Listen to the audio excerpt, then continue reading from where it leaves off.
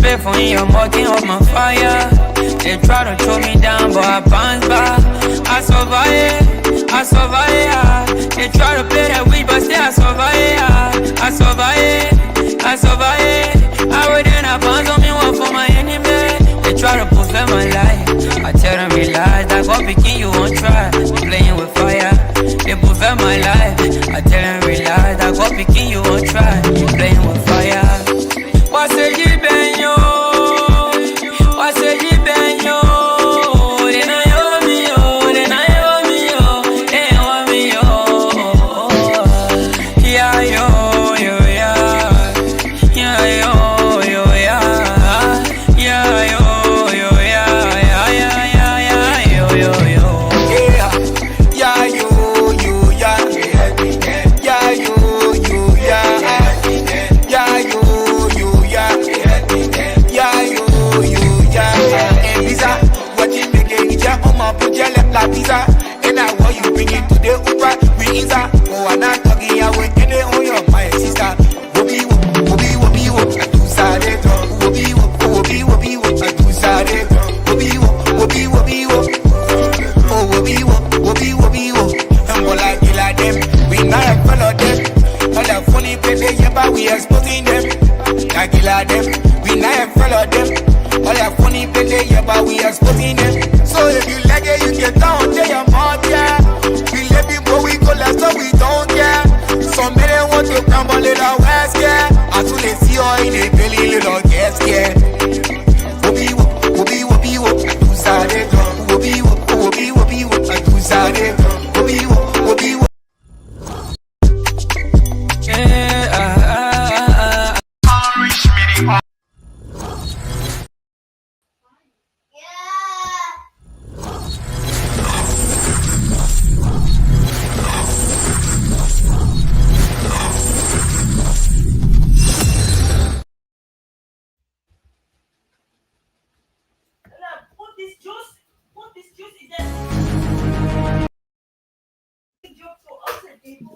What is the guy doing?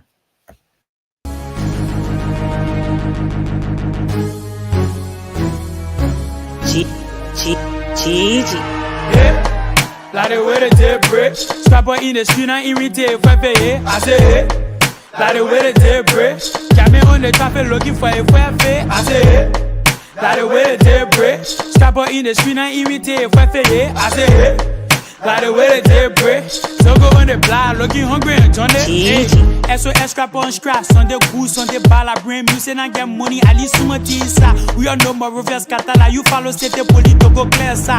No black and dapper, no matter trick, you can eat my eye. Ale boom my ya, okay, Marco, bring her to my ya. Not to far after a month, stay the pay counter from here to Mola, and we on. At least on the song, get shot, on the control, lucky high, while the junior lucky fan. But when you tell a blaming money, he can know a man. Walk up a minute, get start running when a year gone, son. And I'm notorious when I step in, knows it trouble in time. Too easy. Yeah, like the way they take break. Strap in the street and irritate for pay. I say, hey, like the way they take break. Got me on the traffic looking for a fair pay. I say, hey, like the way they take break. Strap in the street and irritate for pay. I say, hey, like the way they take break. So go on the block looking hungry and turn it. Hey, once upon a time, not easy for looking time. FFB, I hadn't choke. Back when I was in my prime, she already looking fun. She just feel girl time. I in my blood, share my blood, you on my news copy. Look up picking up a grabbing and you worry again. And so I said it, all the bad bitches want team with me. I like it thick, I like it short, I like it skinny with me. For no man, inside my pocket, like my music, cause it traffic, just a driver, give me live. Kobo Oma, give me separate, yeah, where is Zuo? I know one day I will make it, like who cook it in and don't. Now I say about who get it. And you good time you go live and you go tell what it pay. Yeah, like the way they take break. Strap in the street and irritate for pay. I say, hey, like the way they take break. Got me on the traffic looking for a fair pay. I say, hey, like the way they take break. Strap in the street and irritate for pay. I say, hey, like the way they take break. So go on the block looking hungry and turn it.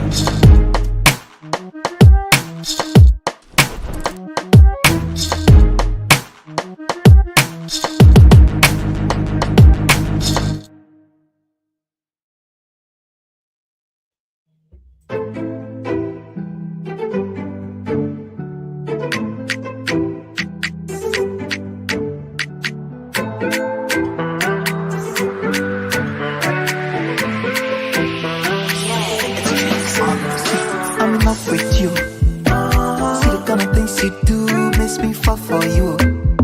Yeah, you're so amazing, yo. Anytime I see your face, I'm going crazy, yo.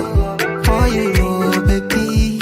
The love is taking over you, taking over you. Love is taking over you, taking over you, baby. Na na na na, me I want to marry you. Na na na na, me I want to marry you. Na na na na, me I want to marry you. Na na na na, me I want to marry you. See the kind of sexy way you look, you always drop back man crazy. See the kind of freaking things you do, you always brighten my day. Like the way you dance, so I like the way you want, no baby, come and shake your body. We are body bass, so maybe wanna spend, no baby, come and chop our money. Your love is taking over me, oh, taking over me. Your love is taking over me, oh, taking over me. Your love is taking over me, oh, taking over me. Love is taking over me, oh, taking over me, baby. Na na na na, me I want to marry you. Na na na na, me I want to marry you. Na na na na, me I want to marry you. Na na na na, me I want to marry you. Let me take you down. Let me take you. Oh, my Mona Lisa, the way that you shaking your waist, it keeping me busy. I just want to ginger your bread and sugar your tea. If you let me taste it, I'm talking to, no black and blue, no black and blue. Wanna marry you, please say I do, please say I do. My baby, you bad, oh, only you blow my mind, oh. You are one of a kind, oh. Baby, will you be mine, oh. Your love got me locked down, I've been crushing you long time, I want you be my own, oh.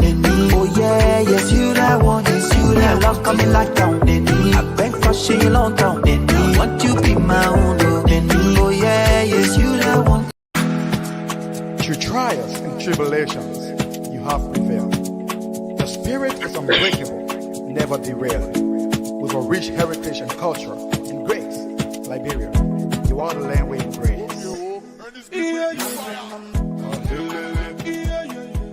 You are welcome to the Bottom Line Liberia.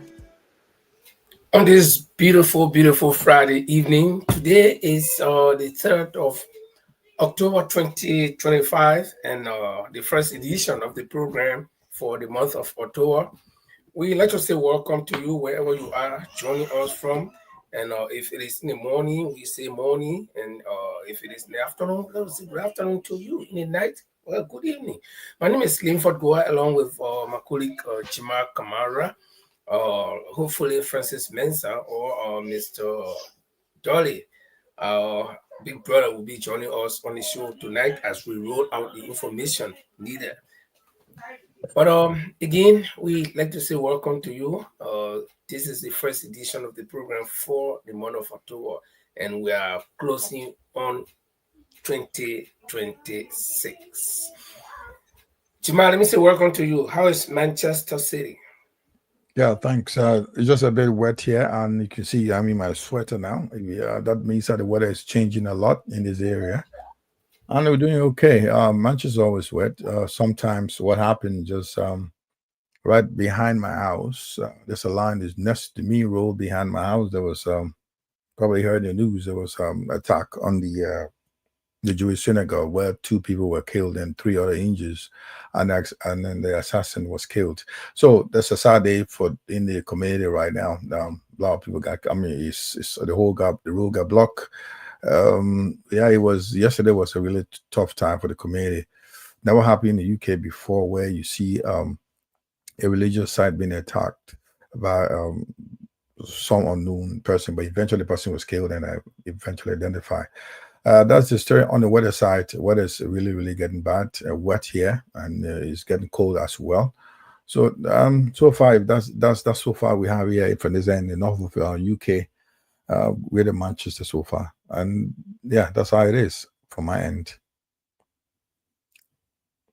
That's a sad news. I heard about it on the news here, and that's a sad news. We hope things will be under control These things do happen. They are not normal things to happen. Mm.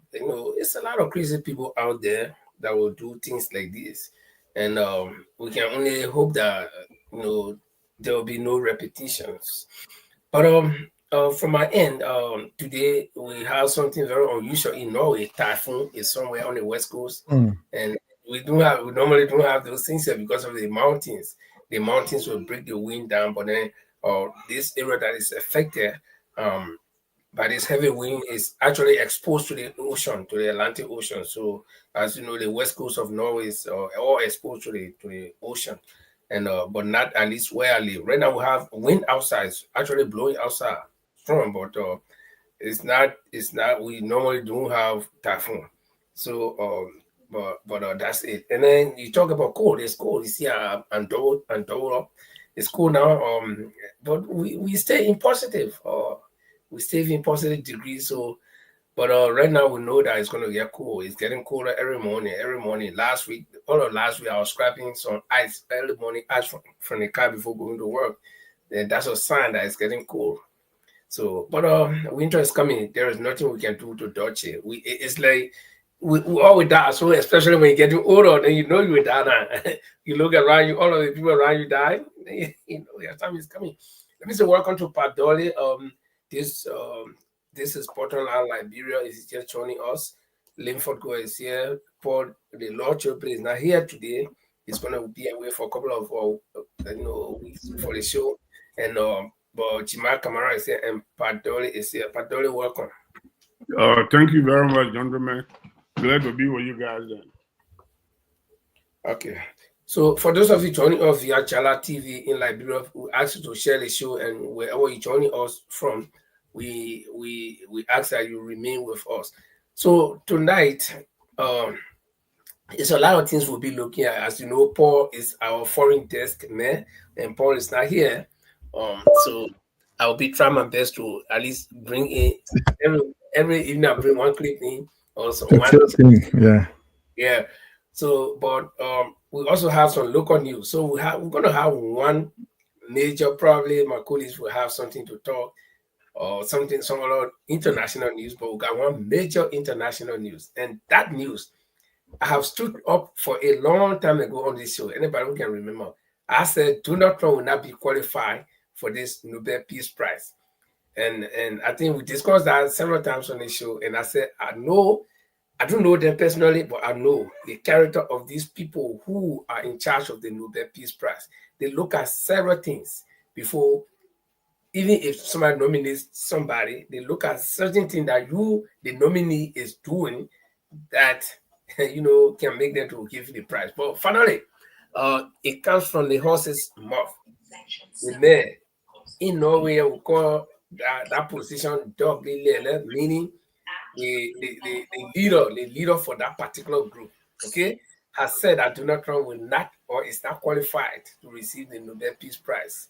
And I will be giving the reasons why he said Trump is not qualified for that. And so I think my guess was right.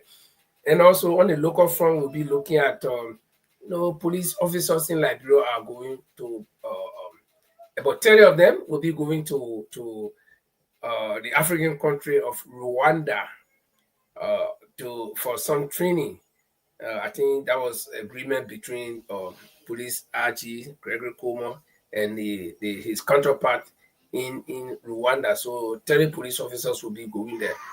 But we're also going to be looking at the characters of the police that we have in Liberia before when they go in for training. And in another news, Jimab has something up there about the debt trap for Liberia getting deeper. They set a trap for you and you're falling inside and it's getting deeper and deeper and deeper. Okay? The debt trap deepens as Liberia borrows millions from IMF. So we inside. And so those are some of the things that we'll be talking about tonight. But Chima, if you got any local Liberian music, you can let it roll while we share the show, and we ask our guests, our viewers, to also share the show along with us. Yeah, definitely. We will. We always try to celebrate Liberian artists. Yeah, Let's start a new guy called I think Larry G is new and on the block. It's a new kid on the block, but he's doing well. Very one upcoming artist. ETR music.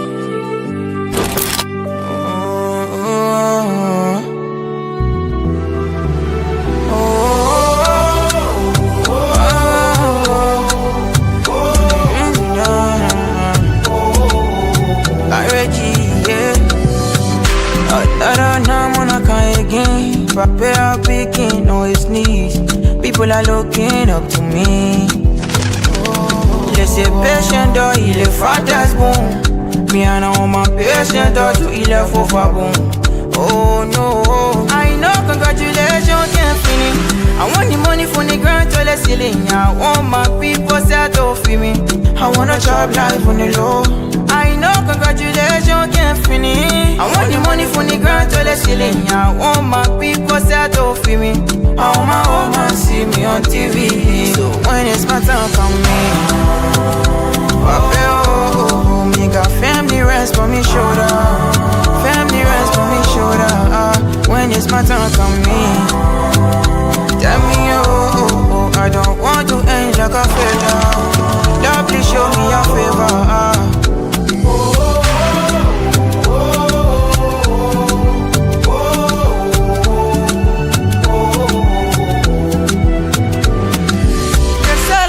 Can make bigger dance. We won't go la money make you me oh. I don't want nobody eat my show. Watch me like how we go. The power just here with all my heart. Was a blessing I overdose. The money come my family but people. He told me nothing the door shall be open no. Seek and yes shall find. I should ask and they will be given to me. So right now I'm on my knees. Yeah, please get me out of my knees. Yeah, you my friend indeed. Yeah, my friend indeed. I know congratulations can't finish. I want the money from the ground to the ceiling. I want my people set off for me. I wanna chop life on the low. I know congratulations can't finish. I want the money from the ground to the ceiling. I want my people set off for me. I want my old man see me on TV. So when it's my time coming, Papa, oh, me got family rest on me shoulder. Family rest on me shoulder. When it's my time coming, tell me, oh, I don't want to end like a failure. Lord, please show me your favor. You got me singing jazz.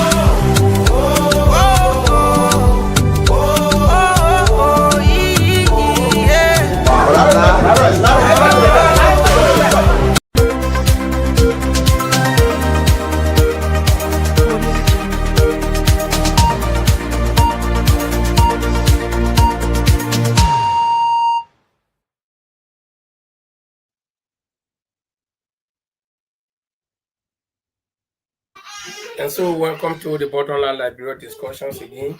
My name is Slim Fakua, along with Jima Kamara and Padoli. Tonight we'll be taking you through, but just excuse me a while. I got some noise in my background. I need to really quiet down. But Jima, you can welcome Padoli while Padoli is telling us exactly how he feels. Once again, welcome to the Bottom Line. My name is Jamal Kamar, live from the city of Manchester. I want to say welcome wherever you're joining us from. This is the Bottom Line, live from the mainland of Europe. We want to bring you some top stories that are making headlines around the world. We'll also be going deeper into Liberia. The Liberian police officer will be going to Rwanda for training. And while Liberian deepens into depth, IMF depth, we're going to be discussing that. And also the selective justice of the police. I mean, police is a major news tonight on our show. Police. Selective justice, and as some newspapers say, accusing the IG, the Inspector General of Selective Justice in Liberia. We'll be discussing that as well. But in the meantime, I'll join my colleague to tell her what it's like on the international scene tonight. Tonight, this issue of Donald Trump. Thank you very much. And this is the one that I'm more excited about. Because I have always said that I know how the people responsible for the Nobel Peace Prize can select their people. I don't know the entire process, but I know that they select those nominees for good character and whatever. But let me go quickly to the news here from the from the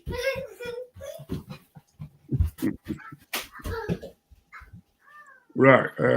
Don't get I think cracking. Makuli is having some challenge of that's quite interesting with kids coming distracting. But anyway, if you just don't know, I want to remind you, like, was trying to talk about why Donald Trump is not being appointed or is not a nominee for Nobel Peace Prize. And it's, I mean, Linford, I know you were talking about Nobel Peace Prize in the committee set in Norway.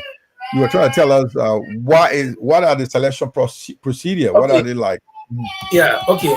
And this one is not yet from any ordinary person. There's the leader for that group. He's called Oyvind Stenersen. Wow. Oyvind Stenersen I is tell you, saying yet that all of us in the scene. That's a good name to pronounce. Oyvind Stenersen, that's Okay. his name. He's a Norwegian, and he told one of the major Norwegian newspaper that Donald Trump will not be qualified for the Nobel Peace Prize this year. He used the word this year. Probably he may be nominated next year again, but he will not be qualified for this year. And he gave the reason why. He said one of the reasons behind this thing is that Donald Trump has been trying to get even with Barack Obama since his first election. Since Trump his first election, he's been trying to get even with Barack Obama and thinking that this prize can just be given to anybody simply because you're president or whatever. So he has been boasting all around the place that you'll receive the Peace Prize. But that's not a major issue that he's trying to get even with Barack Obama on that one. But one of the main things to understand is that Trump has broken several laws or several of the rules that they look at when they are considering somebody for this particular Peace Prize. Number one, you got to maintain peace. Number two, you got to reduce tension in the world. And Trump has been escalating tension while at the same time thinking that he's making peace. Number one, he has been deporting a lot of people who are at risk, people who have been citizens of the United States or not even citizens but residents, and they have been deporting them and separating families from children from their people, and he has not been upholding the democratic values on which the Nobel Peace Prize is based. Another reason he gave is that Trump has broken one of the major rules. That is, he withdrew the United States from the United Nations climate change agreement. If any of you remember, Trump withdrew the United States from there. Okay, and then he also reduced, or in fact, he cut off American aid to several countries that really need aid, as provided for under the United Nations. We all know about the USAID and the UNESCO aid. And then another one is that Trump has been, how to interpret this one, halfway making peace. Like, he went to Ukraine, tried to make peace with Putin and Zelensky. Then he jumped from there. He went to several countries, Thailand and Cambodia, several countries. But those peace are not really holding. He went to Congo. So he gave several reasons. And he said, based on those reasons, Trump is not qualified for the Nobel Peace Prize this year. So we don't know whether he's going to be nominated next year, but he said, and the final, and also his meeting with Netanyahu is one of the reasons why, because you can't be fighting for the Peace Prize, then you also laying on one side. So at the very end of the particular statement that he made,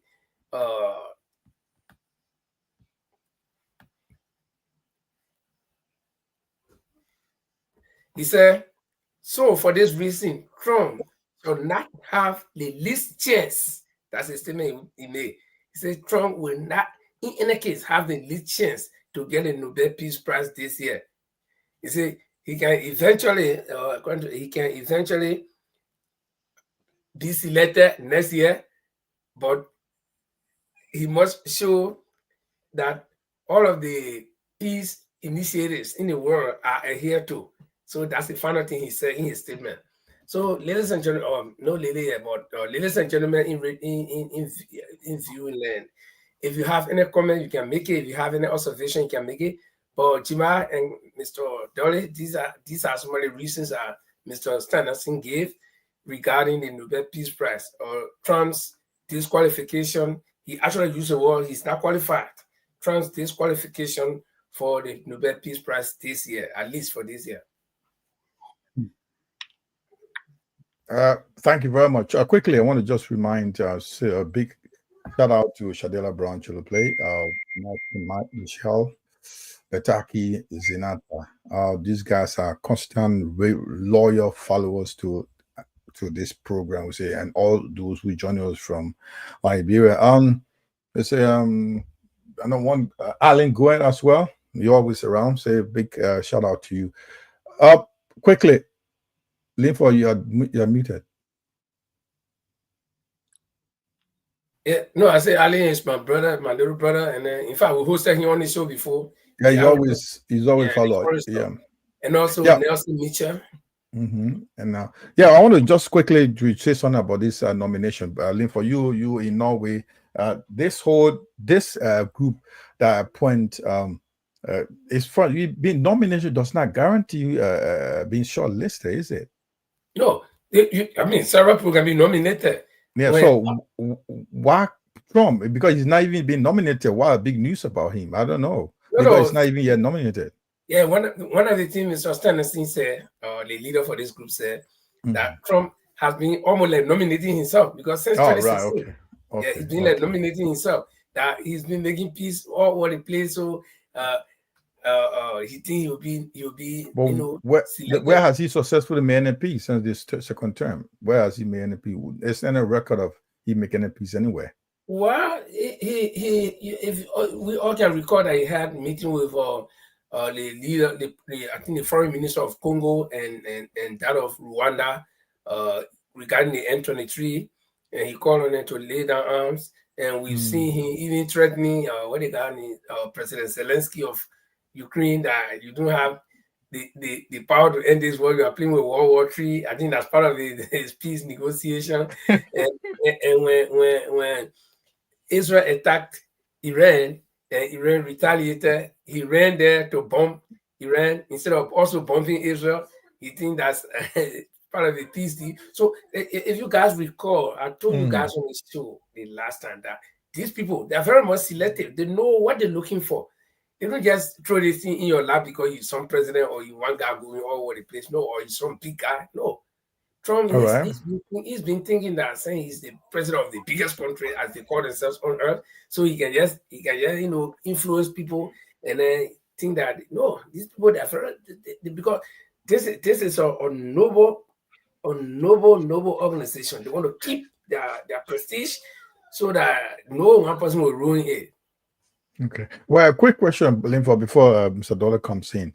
Is the winner is announced in October. I think that's the custom. And in December, on December 10 every year, you receive the prize. Is that correct? Yeah, the winner is announced, and then in October. October, I think every December 10th, the person receives the prize. Is that am I right? The person will come here. In fact, I think normally when you are nominated, I think you visit Norway. I think for some meeting with them. I don't know.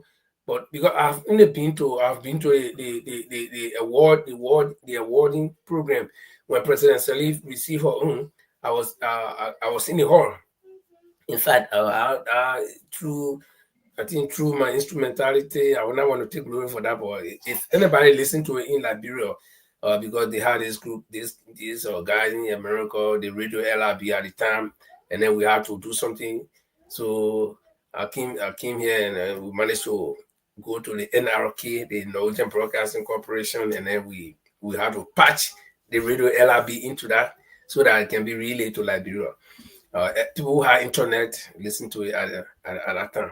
So I've been there. I've been at the awarding program, but I think when you are nominated and you are selected, the two processes will be nominated first. Many people nominated, they go through your records. You're shortlisted. Eligible. then you have selected, and I think you got to visit Norway for some meeting with them, and then you go back. Then you can come back later on for your award. Okay. So, Dollar, Yeah, any question? Now I yeah, got two more questions yeah, to ask to Linford. yeah. I just want to ask one or two questions about this nomination. Linford, I think you are familiar with this particular topic tonight. Do you know any sort of list about those that are being nominated for this thing here? Besides Trump was not nominated. We all know that. He's trying to put this here on a list.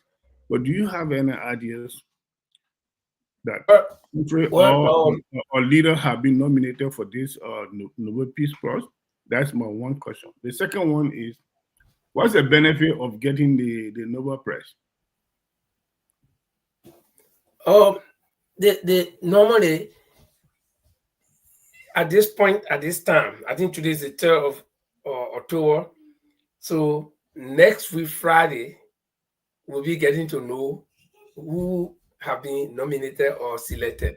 So I think the committee is working right now. So they don't announce who all have been nominated until when they are about to announce the person who has been selected. So it's going to be Friday, October 10th next week. So the Nobel Committee will say, according to what stands here, he say Friday, November 10, October 10 will be the final announcement from the committee for who has been elected. Selected for this year's prize. That's the final thing he said here. Yeah, why is it beneficial for those that can be qualified to be given a certificate or a Nobel Prize? You mean what do they benefit? Yeah, what do they benefit? Okay, I think it has that price goes along with several million Norwegian kroners. It's about 11 million Norwegian kroner. That's about $1 million US. Yeah. So, and by the way, it's not only from Norway, it's from Norway and Sweden. And the funny story behind, I may not get it correctly, but I read this a long time ago. The funny story behind the Nobel Peace Prize, this man called Alfred Nobel. And I think this guy he discovered something. I got to read it again, but I think he was a very cantankerous guy. Something like he was involved in the discovery of some weapons, or he fought war. Something I read this thing, but that was a long time ago. I forgot. So sorry for my memory. My memory cannot recall it well. But so the people have kept this thing as a tradition for several years. So and both countries always, and remember, the Nobel Peace Prize is just one. There are several prizes that can be awarded, but normally the Peace Prize will dominate. But they got prize for science, they got prize for, I think, medicine, several different things that they can award but because the Peace Prize actually goes along with politics and whatever, politics dominates the world today. So that's why it's always the highlight. But there are also, other prizes that can be given under the Nobel arrangement. Now, just on top of that, Mr. Dollar, the thing is about that it recognizes you as one of the most most influential person on earth. It gives you opportunity to give speaking opportunities where you also get money from there. Speaking engagement, you also had opportunity for the money they gave you 11 million Swedish krona, which is about $1 million US. That helped you to do your projects. If you're into any peace project, that also helped you to fund.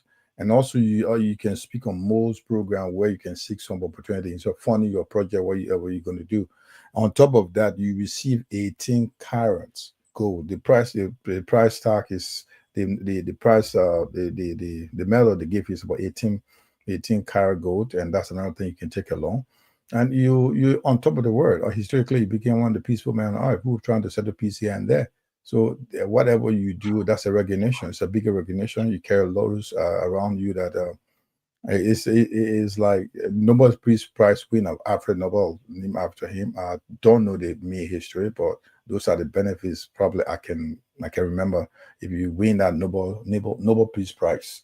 So it has a long time impact. It got history, legacy. It's been around a long time.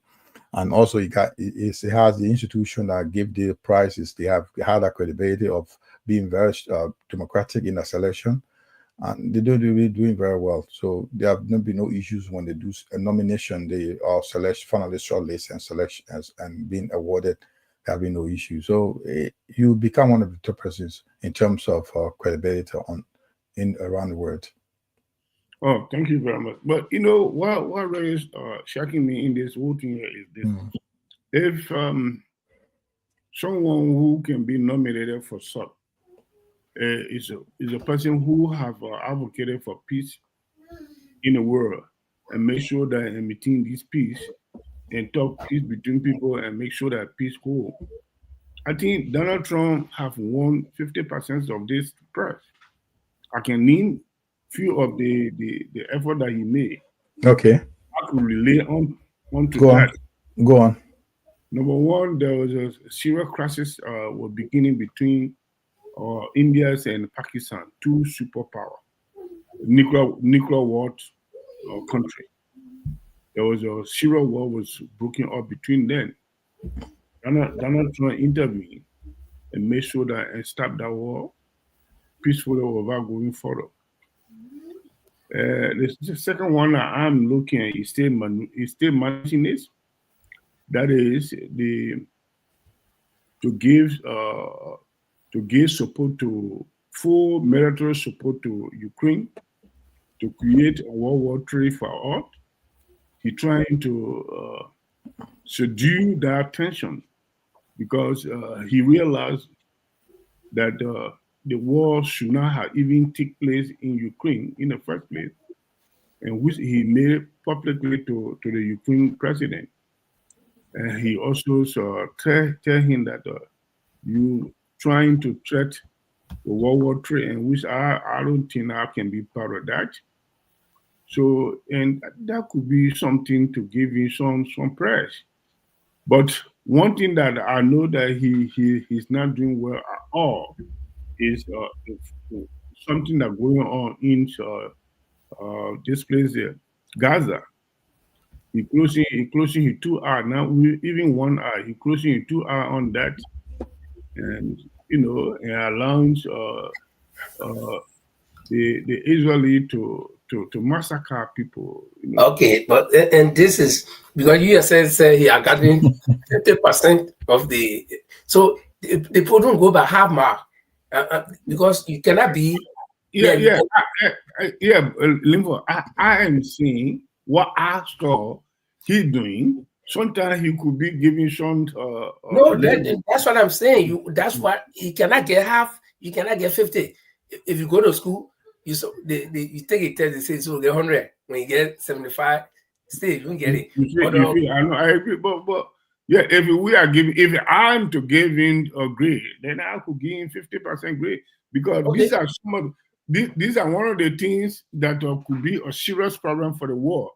Because if there two nuclear countries could continue the war and the war escalate, it's going to be a serious disaster. And he managed to control that. And if the way the Western country and the past administration of America gave support to Ukraine, and if he have come back and gave gave his support the same way, then the war going to escalate, and at the end of the day, and that country is a nuclear country, so it's a nuclear war. And okay. if you think escalate to that extent, everybody will bear the consequences. So I think we could look at that as well. Okay, but okay, thank you, Francis. I just Google him now, and this guy. What's that?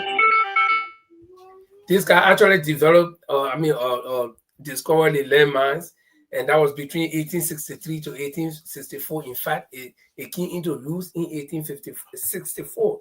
So we're talking about a long time ago, over 100 years ago. And so that's why I think after seeing the effect of, the devastation, I think the landmines and things are caused, so they decided to initiate this peace prize after his memory. But I think all in all, the topic here is Donald Trump is not going to get it this year, not at least this year. So, like Stan said, he could be nominated next year, and who knows?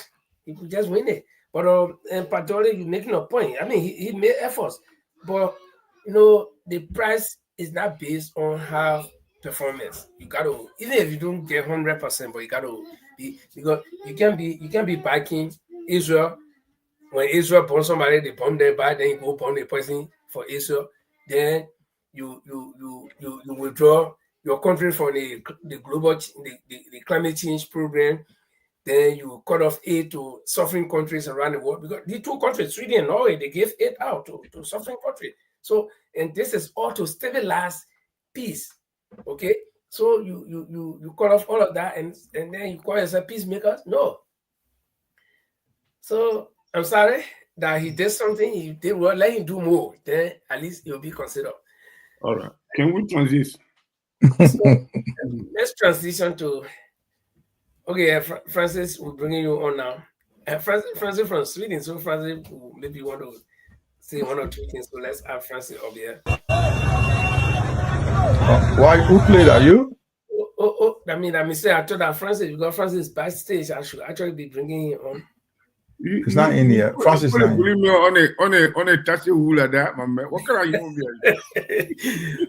Well, maybe when Francis comes on, he'll be able to say something about it in the best something. But let's transition to Liberia. But okay, besides that, any of you, we say Francis want to share the link from the international front that we think we can discuss. No, for me, no. For now, I think we can go to Liberia right now. Okay, so going to Liberia, if you see this picture. You see, police, Archie, Gregory, Colonel Gregory Como. I think they are always Colonel, right?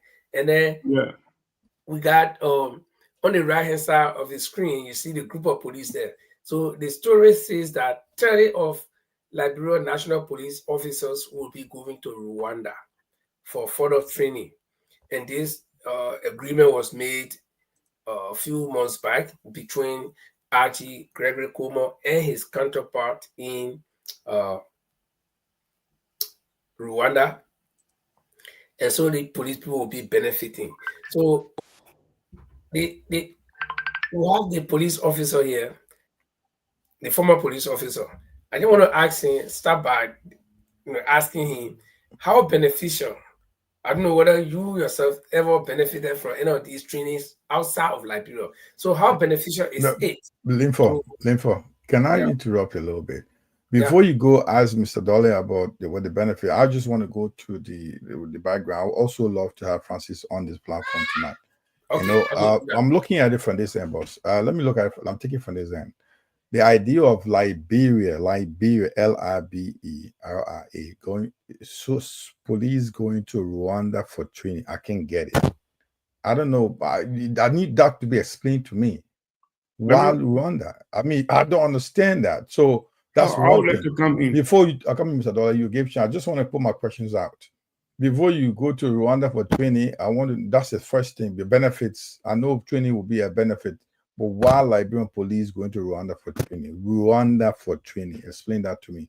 If you have failed so far to a level that we can't even manage, country that came out in 1984, began a functioning government from 84 to now. Then what says about Liberia? If Rwanda police are training Liberian police, I don't know what to do. I don't think we should be discussing this. This is total failure. I don't even want to be discussing the benefit. I don't want to discuss benefit. Why should we go to Rwanda? Rwanda became a functioning government after that genocide war. In 1984, it came back to life. 1984, Rwanda started becoming a functioning government. Things started changing in our country. And Liberia just celebrated 178th birthday. I mean, come on. Mr. Dollar, I don't know. I hope I'll have Francis to tell me why we go to Rwanda for training. Yeah. Mr. Dollar, Prof. Francis is not here. You guys work serving the police force. So, for my question was, before you ask the benefit going to Rwanda, I want to know why Rwanda in the first place anyway. Why should we go to Rwanda anyway? That's the question I want to pose to Mr. Dollar. Why should we go to Rwanda? I'm sure. I'm sorry. I'm not speaking for Mr. Dory, but I don't think Mr. Dory should be able to answer that question exactly because. I will give my opinion. Okay, fine. You can give opinion. Francis trying to come up. I think you can bring Francis on. Yeah, first thing will come on, but I will give you people my opinion, my honest opinion, how I see it. How I see it. If I'm allowed to do now, I can come on.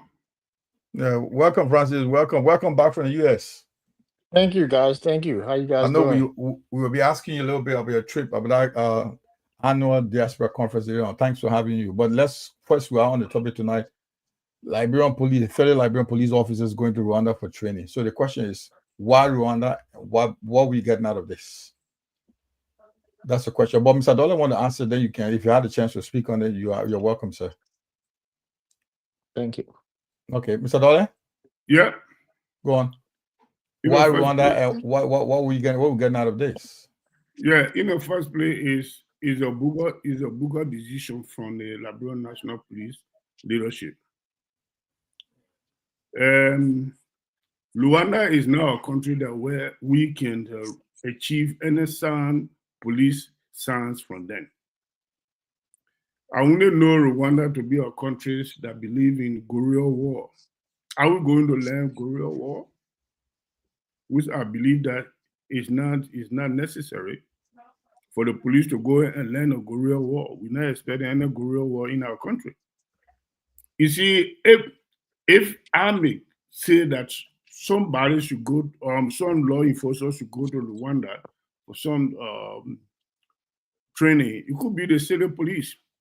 Because Rwanda is classified today in Africa as the cleanest city in the entire African continent. So the city police could be sent down there to learn from them how they manage to control the citizens, to put the country into that level, to make the country to be so clean. So we can at least practice that in our country, because our cities in Liberia is dirty. So, but sending police there, what are you going to learn from there? Okay. All right, then. So I don't see any sense in it. But what I do know about Cuomo, Grover Cuomo went there before. He having some healing, working relationship with the guerrilla guys in that place there. And, he go and establish that kind of strong contacts with them. For whatever reason, best knew he need to be investigated. And he becoming so powerful today in our country that he overtake every single law of our country. He becoming a law of his own today in our country. So he might be sending some police to be fully loyal to him in case of anything, no one knows. But basically, I don't see any sense why police should be sent to Rwanda to learn anything, something that have to do with the policing. Because Rwanda cannot teach you how to do policing. Okay. I can see. Thank you. It's a Buga decision. Francis, thank you. Very should not have done that. Francis, how are you, sir? Welcome again to the Line. Welcome back. Thank you, guys. Thank you. No, I mean, I was thank you, guys. Good to be back. I was after taking a nap. To woke up, from a long, plane ride, and decided to participate. And I would just piggyback quickly on the Pakistani and the Indian war. Just quick, I just do 2 minutes on it. Then I'll go to Greg Coleman. Okay. Look, that war have been going on for more than 50 years, 30 plus years. The Kashmir. Both countries have nuclear capabilities. There are always been exchanges over the years. Every year, every other year, India to Pakistan and India would trade blows across the border. The two countries will never go to war. So, if anybody claiming that Trump stopped a potential civil or global crisis, they must be thinking about some illusion. Something but the fact is that India and Pakistan will never go in as much they hate each other in our region. The Bangladeshi, the Indians, people from Sri Lanka, they hate each other, but they'll not go to war, full scale war, because they both got nuclear capabilities. In fact, yeah, both America and India, America supporting India and Pakistan. America is leading more to Pakistan now because India went to join the BRICS. But Pakistan was considered one of the Morocco states by America. So yeah, just to get just that geopolitics. I just want to get you guys understand. Trump has nothing to do with it. If this Trump is nominated, the Nobel Peace Committee is already losing its relevance. Because when they gave Obama and so the people they gave the Peace Prize to, they will lose its relevance completely. OPJ or sitting to be like the UN. Even President Ellen Johnson said it. The newspaper here, they were after her. Yeah. The most of Bernie Marshall now she killed everybody. She was the mother of the war. Then she was given the Peace Prize. Our committee should be shut down. Let me just go on to Gregory Coleman. No, as an individual or professional, every training, I repeat, I underscore, every training makes a difference. It improves your life, regardless if you're in Liberia and they have some workshop in Liberia, you live in, let's say 11 single 12 around the posh area, and they had a workshop in Newtown or West Point. What you getting from that training is not the environment, it is what you getting from the training that matters, that will impact you, that will inculcate basic, or professional standards in your life. So, just getting Liberia for 14 years of war. The other day, some African countries came to learn how we did something. I think I can't remember what they came to do. Yeah, but they came to Liberia. So I don't want to rid of Rwanda because it's an African country, and then we go in there trying to make politics or everything that we do. So that's it for now. End. Okay. If I can, sorry, if I can, because I've not talked about it, I only ask question. If I can yet come in with my own opinion, I believe that I don't see any problem. That's why I want to start with that question about what are the benefits. I don't see any problem with the police going to Rwanda or even going to Guinea to train. No, listen. We got Liberian politicians, big people who get money. When they get say, where do they go? Right to Ghana to go take treatment. Ghana is what? African country. Okay. So do we have we ever asked why are people going to Ghana? Why they didn't go to Dubai or wherever? So there is something, or there may be something that the police would learn from Rwanda that we have not learned in Liberia. In fact, if you can go to police academy, of all places in Liberia, right down there. If any Americans are training Liberia, they still hanging on car. Okay. My point, listen, guys, the point I'm raising here, probably you don't get me. The point that Liberian in policing, Liberians should have learned, they got almost all the skills in any discipline, policing, paramilitary, which is the ethnic security apparatus in Liberia. So that should have been improved. Other West African countries, other African regional countries should benefit from Liberia. That's my point. If we say before Rwanda became a country, a full-blown country to recognize after everything started coming up from 1984 after the genocide war, that's just repeated that. And if we are going for training, I thought you say a change relationship, but training that still have an issue for me, because if you look what we had in Liberia, give Liberian police a chance. They are no. Let me differ with you a little bit. Okay. Sorry. What's the okay? See, Rwanda, by no standard. Right now as we speak, by no standard can Liberia measure with Rwanda. By no standard. What are you trying to? You don't get me. What I'm saying, we should have developed our facilities. That's what I'm saying. We should have, but we have not. It's a failure. That's what we should be speaking about here. It's a failure. If you look Yeah, at but if it doesn't feel like they shouldn't ask that question. I mean, when you ask a question, you ask me about benefits. no, Because I didn't ask for benefits. benefit. I didn't ask for benefit. I said we should not even ask for why should we I go was the there? one He trying asking to for ask for the benefit. I didn't benefit. ask for benefit. Okay. Yeah, God, let me break it down. Let me break it. No, Listen, but No, but we Jerry already Rushing, you have to we put on already the floor. You always spoken on the issue. We don't want to finish that and so go you ahead. can't bring it down again. I just want to bring something to your attention, to you guys' Yeah, but you attention. can't bring it down again. Just say Okay, I'm not bringing it down. Okay, let me make something clear to you guys. You see, our National Police Academy is one of the oldest police academy in West Africa. but not developed. And Wait a Liberia, minute. oldest country in the world. Give me In chance. Africa, we develop. Give me chance. Yeah, Go ahead, Mr. Dollar. Go on. Don't take that. You know, Go some on. people are taking side in terms of politics, but let not put politics in it here. Go on. So I don't see any sense we sending our children to Rwanda to learn anything how to do with policing. If we going to learn how to curtail a gorilla tactics, I don't know. But policing in Rwanda, no. No, absolutely. I will not be convinced. Okay, let me just say something. Maybe this is not related to police, but when it comes to development, I think last week. Rwanda is a clean country. Yes. Now hold on. Some part of last week, I was watching TV and I thought I was watching something in Europe. They had this thing called UCR. I think it's Universal Cycling something, UCR.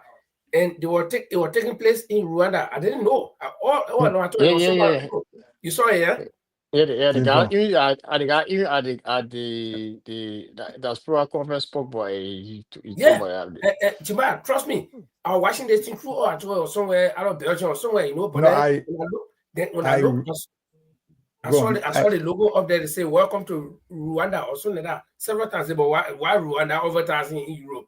Then when I look, I saw all along the street. Most of all the people that were doing the work. I mean, those security guys, all kind of people. In fact, people were walking by that business. Everybody was black. So I said, "Oh, they are coming." I said, "Can't see what country Africa called." I mean, you see the layout of the place, man. They park. Some part they play that main road, then some part where they were cycling, I think park.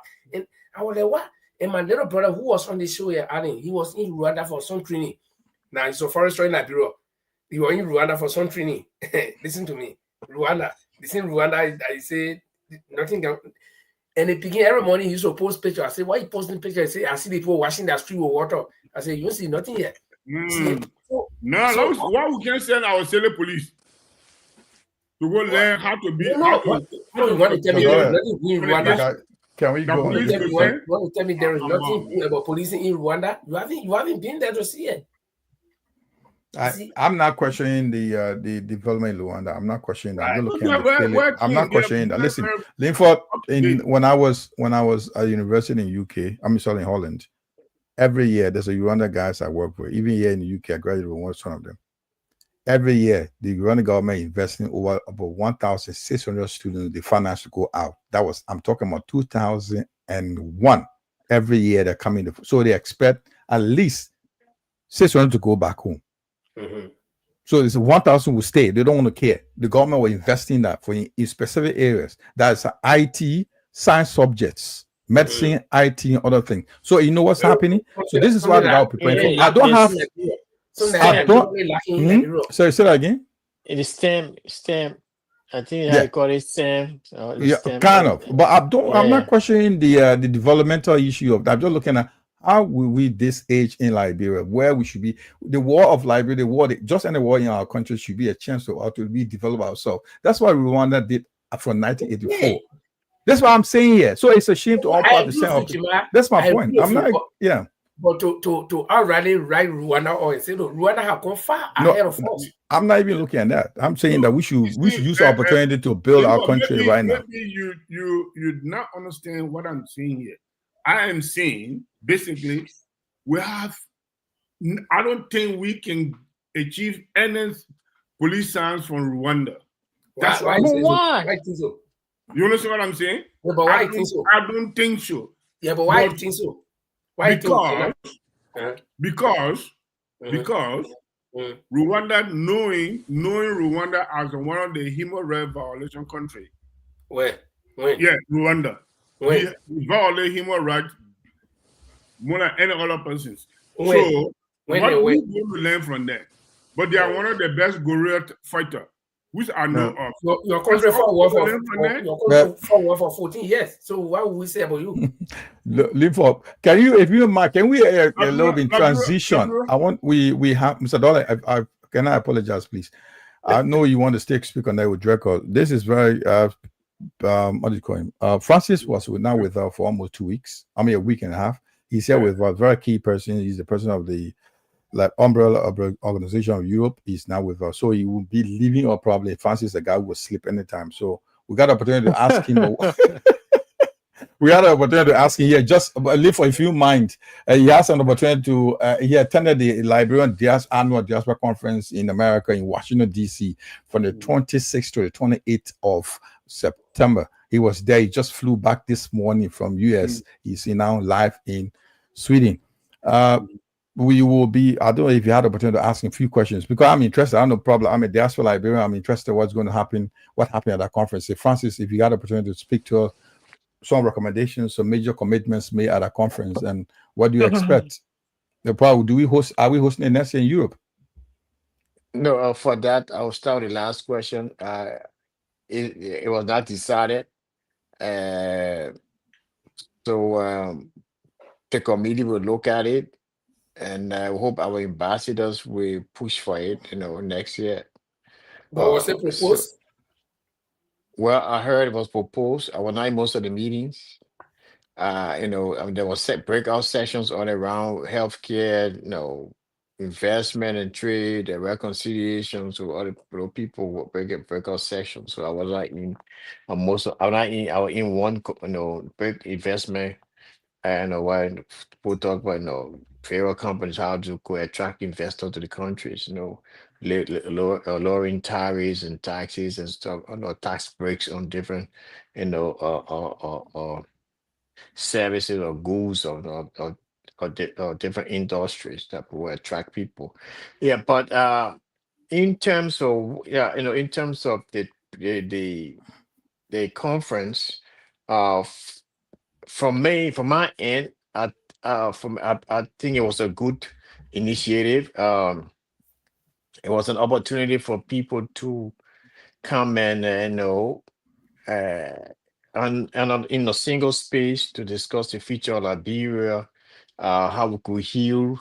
We had the guest speaker from Rwanda, one of the speakers from Rwanda. I mean, he talked about the process, the healing process, how they developed, and how the processes that led them to where they are as a country right now, and country of admiration in Africa and around the world.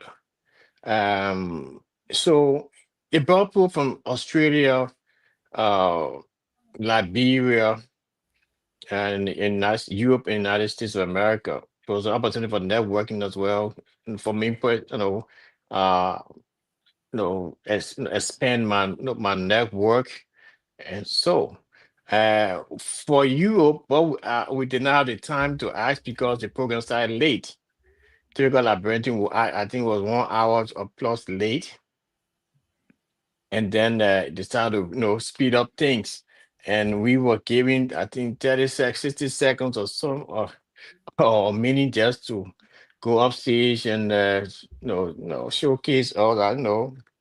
No, people keep the president brought people from around the world. So it was the president to see that the conference brought people from across the world. So what there, and so the guy from Australia, Andrew, was first to speak. He spoke at president wanted uh, a consular or an embassy in Australia, and so apparently everybody seen this because that was one of my points, concerns from Europe. How the European diaspora has been not taken seriously, in terms of government engagement, serving, Liberian serving, in appointed positions from Europe. And then the people in the Scandinavia, uh, we have been advocating for the opening of a consulate, because we have Germany and seven, all these countries, everybody in the Scandinavia and in other countries have to send their passports to Germany. And yeah, you use courier services, or is that courier service and so it's delayed. So for me, so I had a time to speak, and I just follow everybody follow the trend, because I presented our flag to them, people in Scandinavia and the Nordics, that want to consulate, somewhere settled in Sweden or somewhere, because it's easier to go. You can commute between these countries within a day. You get your visa, even though if you know urgent travel, whatever it is, you want to renew your passport, you can do it, get in a day or so and go back. So yeah, that's why I spoke about that's the time we had for me. Everybody had a short like or less than a minute to say what I have to say. But the resolution from the conflict, from the conference, will be presented December, because there are various breakout groups, investment, health. So I have some very young, talented Liberian young girls from Liberian medical mission. They were there, they spoke about healthcare delivery. Had so it was it was a broad across the board discussion, and Did, as I did stated. did the government come with any particular plan Oh for yeah, yeah, yeah. and what, Go ahead. okay, was there any timeline if the government had any particular plan that they want to work with the diaspora Liberians on, and then if so, was there any particular timeline attached to that, and what were some of those plans? No, my takeaway from that was that the government, said it out that excuse me, that they were opening the country to Liberians. They wanted Liberians to be uh mostly uh partakers in investment opportunities in Liberia. The president said it clearly that in the extractive sector, like gold, gold and small diamond stuff. He wants to see Liberians involved in it. That will help Liberians become, millionaires. So yes, he expressed that Liberians should get involved in those sectors instead of having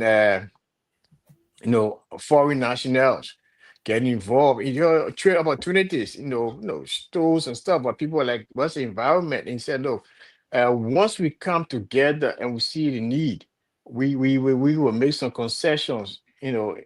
We'll ask the House legislators to know those responsible, the bodies responsible for relaxing tariffs and stuff will do the work. But he was explicit that he wants Liberia to come back home, wants to see Liberian millionaires, wants to see Liberians, employing people, getting, in the business and employing people as well. So, Okay, guys, can you let me just ask my last No, question? go on. I mean, it's good. Go and ask a question as you want, because it's hard to get him. I got a few questions for Go ahead, guys. Francis, my final question on this one. hmm.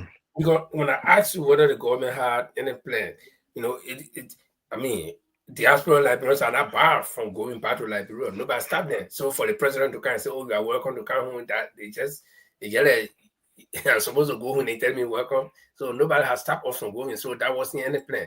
But I would have thought that the government has so planned that, okay, diaspora Liberian, you're coming home.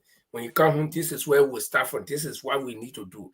You want to start business, or maybe you got no tariff or no taxes to pay for some time, or we're going to work with the national bank and the bank, the national bank and the Ministry of Finance to see how we can start you off, we can subsidize. I thought they had any planning. Yeah, they do. Yeah, according to the ministry, in fact, the Ministry of Education, first they had a $90 million plan for people, schools, and those who want to do something specific in schools of some IT related, stuff with schools, and now the grant is there, $90 million from our partners. And the Minister of Finance said I think we had $120 million already there too, as a Liberian can tap into and get grants and relief. But all the things come in the backdrop of collaterals. Hey, you can get grants, but you want to see people tangible, people very serious and getting to, getting to take advantage of it. Now you get the money, you abscond, they use it, and there's no benefit. I want to point out the stress. And when the president said, "But no, going back home," yeah, we all want to go, but nobody's telling people to go back home. But our economy is in the hands of foreigners. So that was the point the president was trying to make. You and I, or Jamel, we can put some money together, 15,000, and go and get a gold mine. Go and open up. And I think that's the price or something. So instead of Ghanaians and other people, all foreigners running there, that person will tell you, "Oh, look, I want to see my people." You say, yeah, you go to Ghana and other places, they are the ones involved. So you want to see our people, Liberians, taking advantage of it. So Liberians will be, giving the priority number one. Even to talk about it, they're carrying the fees up to $3,000 or $4,000. They might carry up the labor fee to discourage other people from coming into the country. So I think that was a plan enough. That is just another way to Exactly. do that with money. Stop the people. You don't got to carry the fees or stop there. It's your country. No, Stop there. I mean, you don't do that. You can't do that against international trade. I mean, we are members of a lot of treaties around the world. We can't Yeah, stop but it. that's Wait, I certain mean, thing that you have to do. but in Let your me country, and you in Yeah. Norway, they can't stop Let me you No, you from can't doing your stop it by work. law. Mr. Quickly, I was just want to ask the question. Yeah. You talk about the president trying to encourage people to come. Mr. Dorian, one minute, sorry, pause.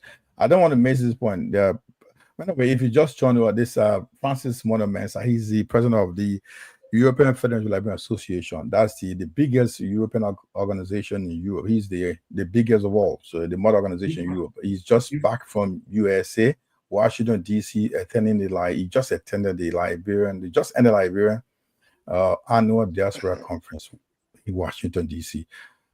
Mr. Mensah, you just spoke of the president trying to welcome people back home and get involved in agricultural business or industries. So I just want to bring to your attention, giving Liberian a chance to run the businesses. Let's look in first to the recent Prince actor Ize, who had issues of taking $10,000 so fund infiltrated into the legislature and sold oil blocks to Chevron amounting to 250 million, and he's been awarded another contract recently. 10 blocks were sold to him. How will you compromise with that? How do you deal with that situation? And now we're also talking about. Unfortunately, I can't answer that. I don't know. Okay. I No, I mean, can't. I so don't he want to go. spoke. He said the president was talking about Liberians going home, giving the opportunity. I know you're not aware of those things, so I'm just trying. I don't want. Prince is back into the country. It's all in the news. Like he's a guy that's I read it myself. I know about that. Yeah. He's back into the news, and so they have already. The government is running the Altos refinery something. The government signed a contract. We need to run 10 oil blocks. So $12 billion, okay, and that gave him a chance. What about Liberians? Like, also coming back to the issue of nothing happening again in Liberia, where Liberians are still struggling. So I just spoke of how filthy Monrovia is, Liberia in general. When the city of Monrovia, Liberians are running for the contract to clean that city up. And they're not giving the Liberians this. Now they want to give the Zoom line that's been in Liberia before. A Zoom line is being visited recently as we spoke. The Liberian delegation with the Zoom line to Ghana to fund out the factory, and the one awarded the contract. You know the story of a Zoom line with the activities in Liberia. So we still saying something to the people that, okay, we'll do this. It's not a gimmick here. That's what I'm saying. So they are saying something, they're telling something different. No doubt. Although we all frustrated because some of these contracts should be given to Liberians. I mean, to clean the streets of Monrovia. I mean, we got Liberians that in the diaspora can pull resources together and bring those very trucks and stuff to clean the streets. I mean, if you intend to privatize it, and give it to foreign. I know Liberians should use that kind of businesses or these kind of ventures that Liberians should be given the opportunity to undertake, to invest in. So I don't know it's wrong. I mean, I would say for the fact that it's wrong. I mean, those things should be outsourced to no other African no, nobody. Matter of fact, besides Liberians, if you mean if we are really intentional of what we say about no empowering Liberians. No, that's Okay, it. thank you. Let Zadala, go me, on, please. let me ask my question, please. Francis, thank you very much for going safely and come back safely. My concern in this whole episode is what was some of the discussion that the president had with you guys in terms of providing uh, initial securities of our nation? Well, most of it, I mean, as I said, was a breakout session. The president held his speech, and I think it's online as a bit and pieces. I mean, I can give you the full excerpts from the speech, but Did he in mention about security? I know at the what you call it at the town hall meeting, he mentioned about security. You What know. are some of the strategies about security that if you Well, there was can no hear? specific strategy. I mean, there were in every environment, a rule of law. The president said nobody, there'll be no selective justice. People who Which are, is going on? Mhm. well, bro, yeah, man, it's me, President Morgan, feel the fake and tell him about how he said at the No, program. but you represent out there, fellow. No, I know, but yeah, but that's it. A lot of people went there. So if you Zadala, think, he said they will have the final document by somewhere and around in and December.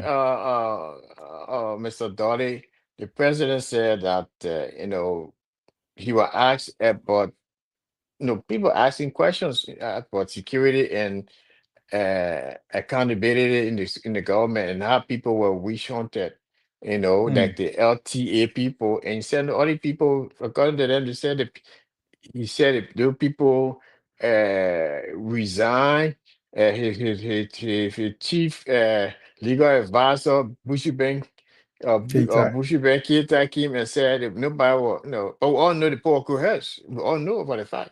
So, but I already said in public, so, so it's Oh, God. governance is what it is. So, yeah, but that's what I gather from the next time probably we can invite Daniel Sando here to talk about it. Yeah, that would be a good thing. And quickly, I think Linford, I know you before you leave us. I want your No, I'm not biggest leaving take. now, my man. Oh, okay. I'm not, Yeah, I'm not, I'm not done yet. That man, where man I put, sleeping. That man, the way I sleeping. He's put, fresh now. Now, because you will say soon that I'm going, I'm sleeping. I got a long flight. So, Mr. Yeah, Dollar, the way ask I your question, put, please. I'm still the way asking. I I'm put not to done yet. sleep. Mr. Dollar, ask your question. I still got one or two questions for him. Go on, Mr. Yeah. Dollar. Francis, Yes, your sir. from your observation as a police officer on the scene there and there, what is your honest observation did you take in that conference? If you somebody may You know, ask you police up there. I believe I'm asking you believe the question. No, we think that class me load in the place. So I'm making man, please. No, That is for Mr. the police. Yeah, No, class. John, man, let me be honest with you guys. He Mr. is Dolly, our president in Europe, yeah, and he went to represent Europe. So he should yeah. be He asking you police question. Yeah, the question. Mr. Dolly, I agree with you. I have some police background. I went to police academy. I graduated. Oh, go. I have a bachelor's degree in economics, emphasis in management. I have a master's degree in industrial management innovation. And so I left up. I'm still once a police, always a police officer. I The mean, man can say arrest, in a clean up. sense, yeah, I still got the tactics, but in terms of what you call my observation of police security, I think the president, if we talking about the president was protected. He had the Americans, he had the Americans there. The Secret Service were with him. 3 or 4 of them with him with own details, security details from here, and. I don't know if there was any talk about the police director was not there. He had his security advisor, what's his name, what the guy named Kofi Woods was there. National So there security was not, advisor.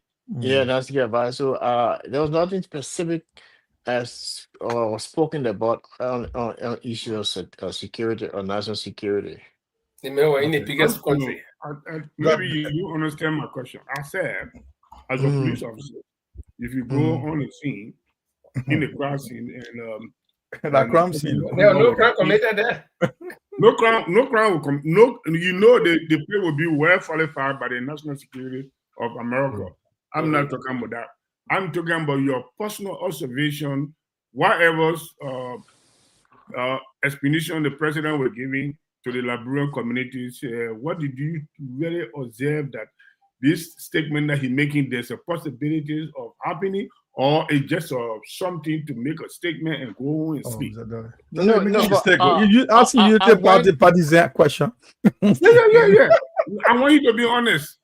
You know the participant that we asking you Yeah, I question. want you I to be beg you, honest. man. That's obvious Uh, question asking you. Go ahead. I Go ahead. think the president was intentional of my observation. Mm, People from across. okay. Unfortunately, we did not have people from the opposition. Although we have no that were not known. I mean, notable figures like standard bearers, party But chairman. I think Liberians gathered there as Liberians do it. They didn't go there as Yeah, No, police. yeah, yeah. that's a key thing. Yeah, Yeah. and no, I will be honest. I think a lot of people who gather there for the Unity Party, So most of sympathizers them. and Yeah. supporters, Mhm.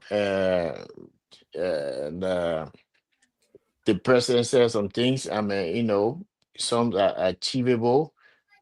Some, you scratch your head and say, okay, look, you see Let's see if how it this gonna be done.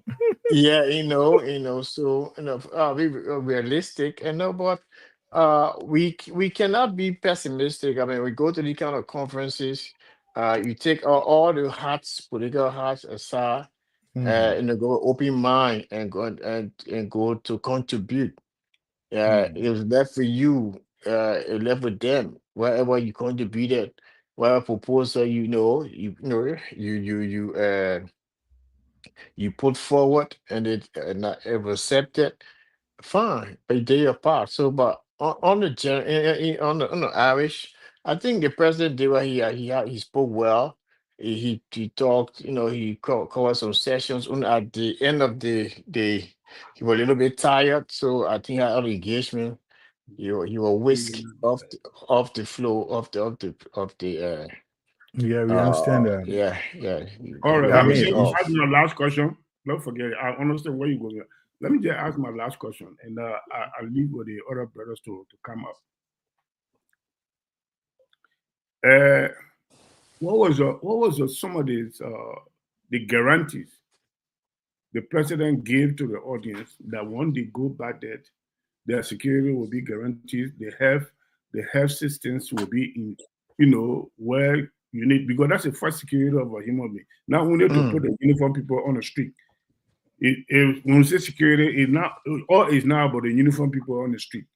The mhm. incentives, the initial incentives need to be available. What was some of these guarantee the president gave in terms of health, health facilities, health systems and road connectivities and rule of laws, and what some of the statement that the president gave that will encourage someone to go with at least huge amount of money to go and do some investment. No, look, the president was very ecstatic, enthusiastic, excited. We're talking, but it comes to rules. He was like, no, he was no that bragging that you can leave from Nima Maruba and go to Maryland County and come back one day. You can go to other places. They assure that for the grass season, for the end of the next dry season, most of the country will be connected with asphalt, what we call coal tar. So yeah, and that's enabling environment too. I mean, infrastructure wise to help mitigate some of the problems with food coming to market from from the from the farm to the market. In terms of health, I heard there were some statistics up there that uh, health services are being improved. Uh, the floor of jokes. Somebody was on this on the stage speaking. Was that the final minister or somebody was talking about the Gafon, like the uh there's adequate supply of drugs, yeah, in the hospitals across the country. And so, I mean, that what he said. So, you asked me, I'm telling you what he said. So, if you have alternative source, alternative information, fine, you can counter them, whatever it is. But that what he said. Okay, thank you. I just want to one point. I know you almost just started this topic right now. I know we have other issues to look into. One thing I think I noticed I read in one of the newspapers, I think it was Front Page Africa, has to do with one Eva Ubuti Wallace. You heard of this? Yeah. Who suggested Oh investing yeah, $3 that million, lady. $3 Yeah, million Eva into Boutique. Yeah, infrastructure. from Yeah, in into Grand Gita. yeah, and that's kind of physical. That's beyond a discussion. That's a physical Yeah, commitment yeah, there. I $3 billion, remember right? that lady talking. Yeah, and the first she was talking, and people God know the MCs and then the political people were trying to be economical with the time because it started late again. So yeah, they wanted you to go straight to your point, and she was building a long premise. And at the end of the day, I mean, she would give you $3 million. The infrastructure project in Grand Gita. That's what she Yeah, in said. Grand Gita, yeah, schools and other stuff, project Grand Gita. That was laudable, Yeah.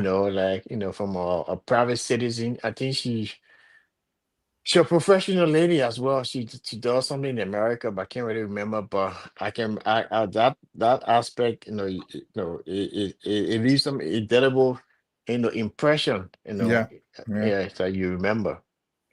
That's a tangible commitment. So people we Hmm. expect from this kind of commitment, not all these stuff like that. Because if and the province is diaspora will say, I want to put up 330 million US dollar project for infrastructure into the country in a specific county, that's a Hmm. boost for that county, and that should be taken with that you say it should be commendable and also should be Hmm. encouraged and create an enabling environment for that person.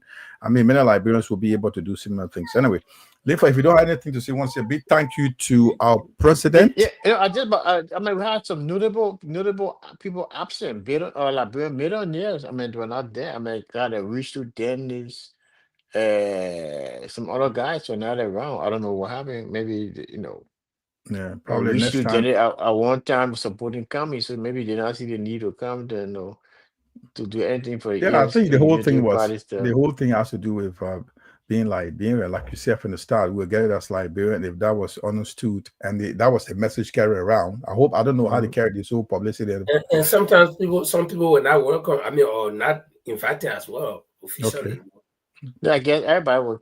I mean, people were invited. I'm like, you're right. I don't know. I'm not part of the organizing committee who they invited, who they didn't invite, but my understanding that I mean, invitations were sent to a Liberian from across the board, across the board. So Yeah, but yeah. again, like I said, there are certain people. Okay, like the low people, like oh, you can say, okay, you come to Washington. If I get money, I go there. Some of them will not even recognize one, but there are certain people. They talk about millionaires. So when people come, they should have a seat at the table. They shouldn't be standing in the crowd trying to put their head or to ask one question. So I mean, it has to do with the planning and stuff like that. But Joe Blow like me, once I want to go to Washington, I'll go stand somewhere way behind the crowd, putting my hand out to be recognized. But now a guy who is already settled and the government need this guy. And then you Right. just throw one invitation out there and say, Librarian, you can't then see the guy running coming. No, it doesn't work like that. As Francis, to let you, the last point, what is your takeaway from this conference as a person? Well, I will be honest. The intentions are commendable. They are good. Um, the organization was really executed. You had the feeling that you were about to uh get involved in an exchange of ideas, uh from different professionals, backgrounds. uh Yeah, we have people from all walks of life, doctors, nurses, engineers, law enforcement officers, professional law enforcement officers in the states, state representatives. We have state members. The what her name? Representative Rich. Yeah, Yeah. The lady yeah, we she was hired there. before, yeah. Yeah, and we have another young Liberian girl from Nima County who is she's in the state of Prince George, Maryland, Prince George County. She's a councilwoman. She was there, very firing young lady. So yeah, but one my takeaway is that the president and the government were intentional. They want people to go back home. They were stressing the need for Liberians to come and uh, invest in set in our natural resources instead of people going back home. One thing I would also say, the president even mentioned that most of these concessions, especially mineral concessions, are being looked out. They're going to be reviewed. That people will be adding value to everything they take from Liberia now, especially the rubber, the gold, the diamond industry. They should add value to them before they leave the country. Okay. Yeah. So, but the only thing was no, our typical Liberian thing. We started late, and it did not start late because the president came late. But we ourselves came late. People all know. Yeah. We organizers were there, but people came. They wanted to fill the hall the first day.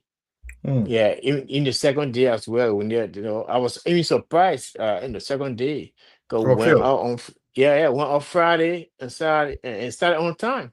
So I was like 1 hour. I said people start about one. No, it was start Hmm. 9. So I Hmm. got there by 10. The session was already on. People have spoken. I'm like, oh my god, we were all last night. I mean, so they made up for somebody's time shortcomings. Yeah, but this is the first edition. Looking forward to next year's planning. Dr. Like Emmett. Emmett Dunn. Yeah, Hmm. Emmett Dunn. I mean, he did a fantastic job along with his team. Emmanuel Wetty and Eminem. Yeah, Yeah. and it was co-chaired by what her name? What the lady name? Magdala Uh, Cooper. and also Dr. Yeah. something Kula. What was the name again? Yeah, Dr. Kula, she's active from my first time meeting her in person.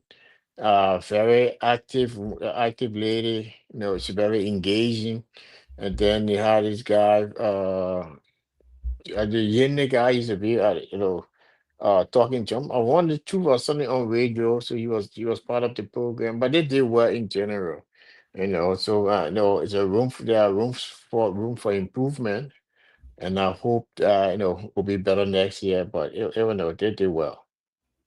All right. Thank you very much. I think my colleagues will be joining us. But just want to take you through right now. We want to discuss. Thank you for that. And Linford, we just had the he gave his takeaway from that conference. Quite interesting. Two, three things I see that the government seeing Liberia as active partners. Diaspora should be seen as active partners. That's one good thing. And the future engagement. That's another thing I see there. The commitment Liberians made is a place where we gather and also share our thoughts. So if this continue annually, it will also something good will come of it, where the government create an enabling environment for Liberians to go home. Enabling environment include a lot of stuff, incentives, giving them a lot of opportunity, not physical cash, but creating an enabling environment where tax free tariff for some goods from some business setup and a lot of things. And other would be interesting in holding government positions. Also, you should be also consider Liberians outside that well educated, well trained, well experienced. You also be given the opportunity to go home and share their skills and talk with Liberians. I think good luck. Thank you very much for coming. Thanks for sharing your thought with us. Linfo, back to you. Thank you too. Well, it was good that Francis came on and share his experience with us, and a lot have been said about this conference. And like Jima said, The government, the burden lies on the shoulders of the government. You know, if I am inviting you guys to my house, it means that I should take a responsibility, your security, your lodging, your feeding, you know, to give you that comfort, or to encourage you to want to come next time. And imagine that I've got thousands, if not millions, of diaspora Liberians all over the world, all everywhere, and each person can contribute in a particular way. Somebody does not have money, but they got skill, and some people got money, they don't have skill. They can provide the money to get skill, and in different ways. Okay, so if this government is very serious, let me not limit it to this government. This government is just laying the groundwork, but if future governments will follow and they will not politicize this thing and make it like, oh no, it was the Unity Party government that brought this in, so we don't want to carry forward, you know, we'll drop it and we'll bring.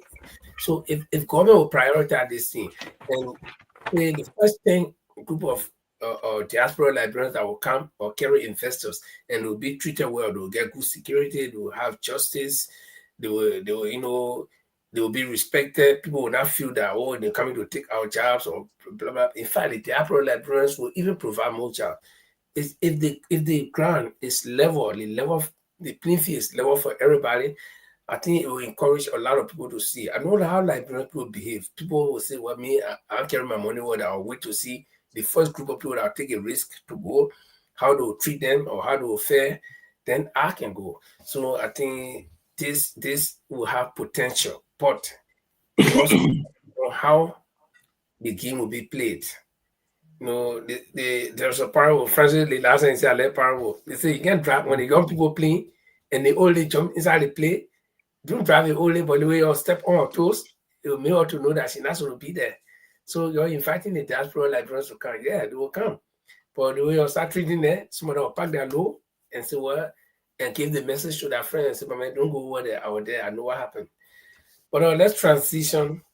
And you know, another thing quickly, there was a lady there. I mean, I think she lived in Europe. She didn't specifically see where she lived, but she came from Europe. And she opened, I think, a $20,000, 30, 40, $20,000 a restaurant and it got burned.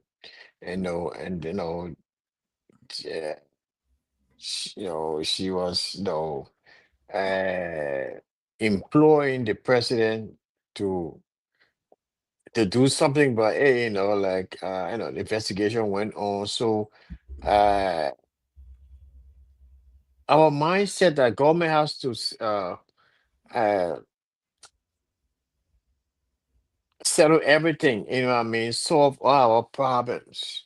It's unfortunate that her stuff got burned, but her agitation was, like her argument or her point was like, the president should intervene now, and get, and find the perpetrators and probably compensate her, is, so it left for us as a people, the opportunities there, I hope that we ourselves here can get in, from a cooperative, okay, go and invest something, start something small. There are a lot of opportunities there. Yeah. Yeah, but Can those I are say things like something? those are Can I things say like something? okay. Yeah, can I say something inclusion of this issue? Before you mute, Yeah, before you mute. Linford, In that's Europe, we don't everything. expect the I'm government trying to say something. to have to compensate people for this kind of thing. But what happens is that there is efforts. If something happened, there should be efforts to find people who did it, or to even if they grab the people, there should be some punitive action. Now, when we talk about justice in Liberia has been selective for some time now. Let me just give you. There was this police guy, Mark Briswell, that was just that lost his life recently. May so rest in peace. Yeah, that 21-year-old kid. Yeah, and then I mean it was unfortunate. It's difficult to say. Is that a Charlie Kirk something in America? This guy was very like this, and then he died. Sorrowful death. So you want to get mad at what he was doing, then you also look at how he died. So the police guy died or he was killed, and in no split second, the guy who did it was apprehended. He was rushed to the court. You could see all the police people behind him, putting their weight behind him, and the guy is now in jail. The man who allegedly killed him is now in jail. Okay, how many of these kind of things have happened to ordinary people in Liberia that the police have been dragging their feet, investigation going on? We have not heard. So the justice have been selected, and so if you hear that woman crying, this is where she comes from. It will be one Joe Blow that ain't got nobody. Something happened to them. Nothing will come. They say police will investigating. And the government will come and go. Another government can, the police will not come out. And then auditors die in that country. 4 in 1 week space. They died. Up to today. Not even an end have been arrested. Okay? But one little police guy died who is not even a ranking officer. And we saw how the police speeded the whole thing up. Spare the whole thing around, not speed but spare the whole thing up. So you see, when people look at some of these things, they get concerned. I'm not trying to condemn anybody, but the justice should be across the board. Yeah, Patrick, you want to say something? Yeah, thank you. There's no way that people will take their hand money to Liberia, whether foreigner or some people are doing it now.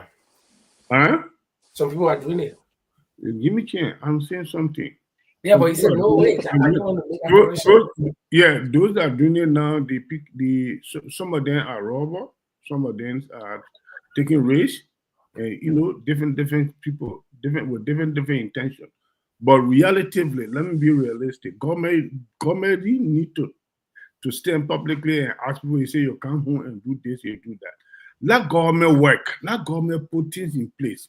Let people have a good sanitation. Let people have a good hospital system. When you're sick, you have somewhere where you will easily roam to. You don't have to take plane to go to Ghana or to come to Europe or America for treatment. You can easily go to the hospital and have a sound and sober treatment. If you are being robbed by a street criminal, police should be there. Law enforcement should be there to apprehend and prosecute speedily, as just said. And these things that are not happening. Police, the national police have become selected justice people. They want to judge people that they want to go after people that don't have a power, they don't have a connection. But those that have a connection, they close their eye on them, they keep on introducing something because we are investigating. All these things there, we need to get rid of it. And secondly, the president himself have exhibit something that I personally can lace to it, that selected justice, he have taken side in dealing with situation in our country, which is not supposed to be. The president is supposed to be neutral and stay home and give chance to those that are supposed to do the appropriate thing. But it's not happening. And the witch hunt is going on flagrantly in the country, and nothing is happening. All these things. But there's a wish on going on. Like, you said, wish on going on the police. It's a letter. There's a wish on general going on in the country, so they understand everywhere. Wish on thing and it's a letter. Wish on is going on everywhere in the country. Exactly. So that conclude with that. Yeah. What happened? The frontline forces is the police. The frontline forces in terms of law enforcement is the police. But police have become selective justice. All right. I'll thank you, Pat. Let me ask you, when are you going to Liberia? Under your date and time. What are you going to do? You want to post security guard before the Well, wait for you to the airport. After the man, listen, guys. I left for Liberia more than 20 years. What happened? Where you going? What are you going soon? So all the talking, I want to see Liberia. Yeah. Where you going? No, I'm going next year. You can't disclose. Tell me your date and time. Yeah. I'm not going to do that. I'm not going to do that. All right, guys. Just a quick question here. Thank you. On the serious note, let's to be honest. Oh my God. Mr. Dollar, to be Mr. honest, Dollar, we Mr. Dollar, need to at least tell the government, let government start this selective justice system. Let them stop it. Now, when Joe Barker is doing it, he was doing it in and he's been doing it from time to time, and he need to start. Even from Samuel Kanyado administration, he's been doing it. I know about it. Yeah, so this selective justice has been going on for ages. So let's transition. You get told the government to stop. So let's transition. Yeah, the government then should stop. Mm-hmm. Right, guys. Thank you very much. We just got we were looking back. Just a continuation of this case. Gregory Pretense. In this case, they go with the Brian. What's the guy name? Brian McGill. Yeah, Brian McGill. Still not been arrested. So there's a news that came out. What is this newspaper still for? What is this? This is the October. The Liberian Investigator. No, they did. First, third of today's newspaper. It's today's newspaper. Leonard Dudu. Mm-hmm. What is Leonard Dudu? The guy is a bit with run this year. Oh, he's the one running. He's the one carrying this one. He got his paper. Mm-hmm. All right. Okay. He got his own story called Liberian Investigator. Now, gentlemen, where are we? Who has any update on this in terms of what we're talking about? When it comes to Brian McGill's case, I think the police they're still waiting for DNA evidence to be able to continue the investigation. But guess what? Another guy from the Agriculture Ministry was accused of raping another 14-year-old girl. And this guy was led to the police station yesterday, in fact, to Sub-Beach yesterday. Okay? With no DNA evidence, nothing. They didn't wait for DNA, but because it's Brian McGill, he's still free-footing because of the president's connection to him. I will say that because they are all from Lufa-Cantel and you know. So, this is what we're talking about, the selective justice. Our deputy minister. I will talk about that. Huh? I will say something about that. Our deputy minister is accused of similar crime with even strong evidence, more than just an employee of the Agriculture Ministry. And the Agriculture Ministry employee, as we speak, is sitting in Sub-Beach, and this deputy minister is not even detained. He's free-footed. Okay, so what are you saying? Yeah, listen to me. It's a sin case, but physical evidence have been established on the guy from the Agriculture Ministry because he was caught on top of the girl. You understand? So it's a different story there. Yeah, he was. It's a different scenario. You were caught different scenario. So McGill was not. They tried to prove evidence on top of the girl.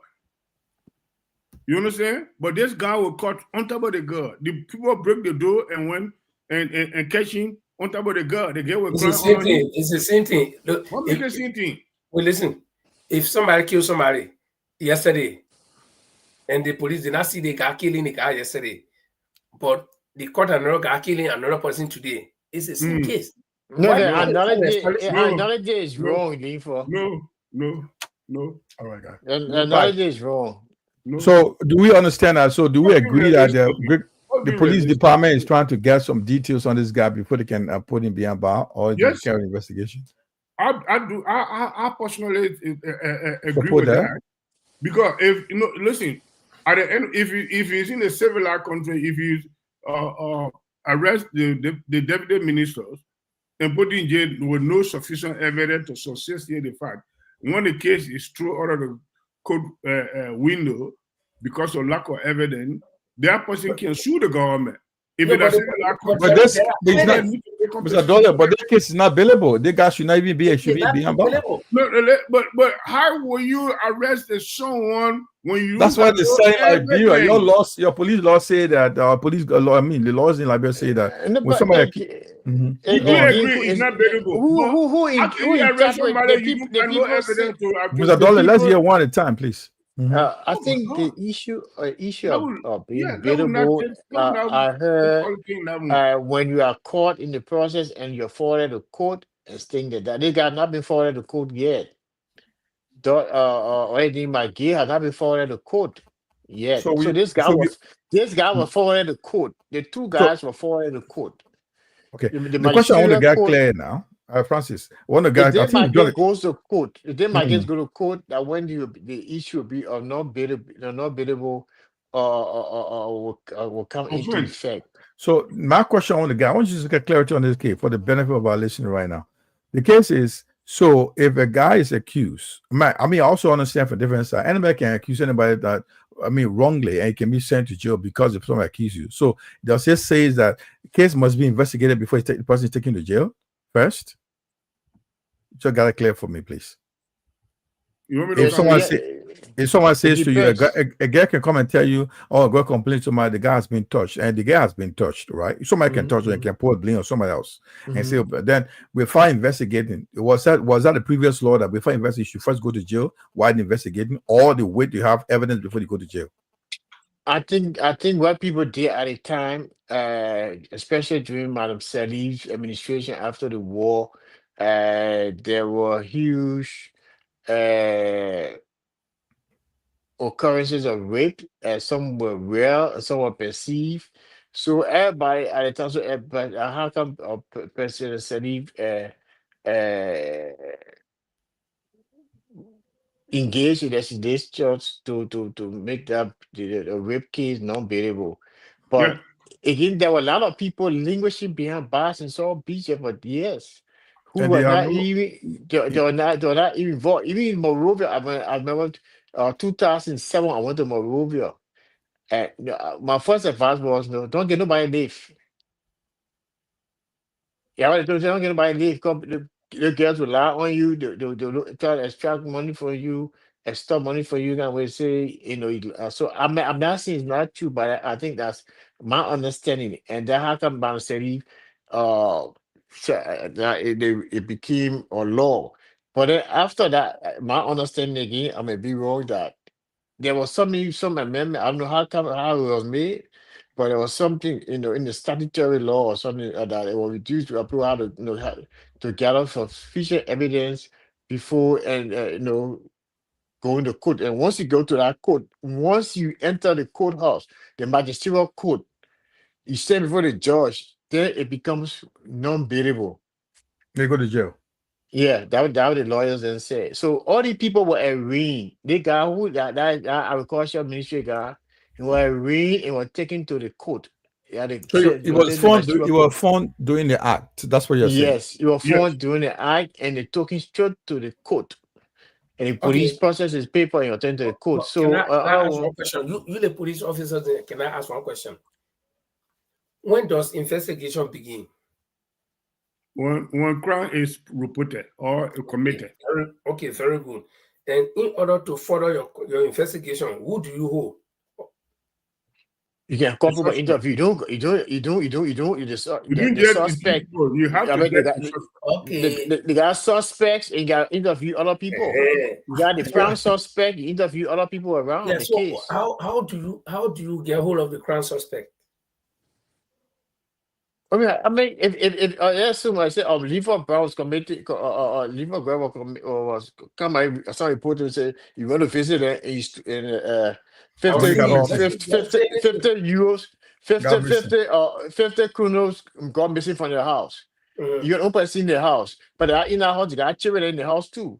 But the person says suspecting you, so the police will call you investigation You be for a and ask person of you interest. questions. Yeah. Yes, Okay, and then they will very ask good. even the people in the house, even the lady herself, the person, whoever who brought The the complainer. case, the complainer with is also a suspect too because they could be Okay, lying.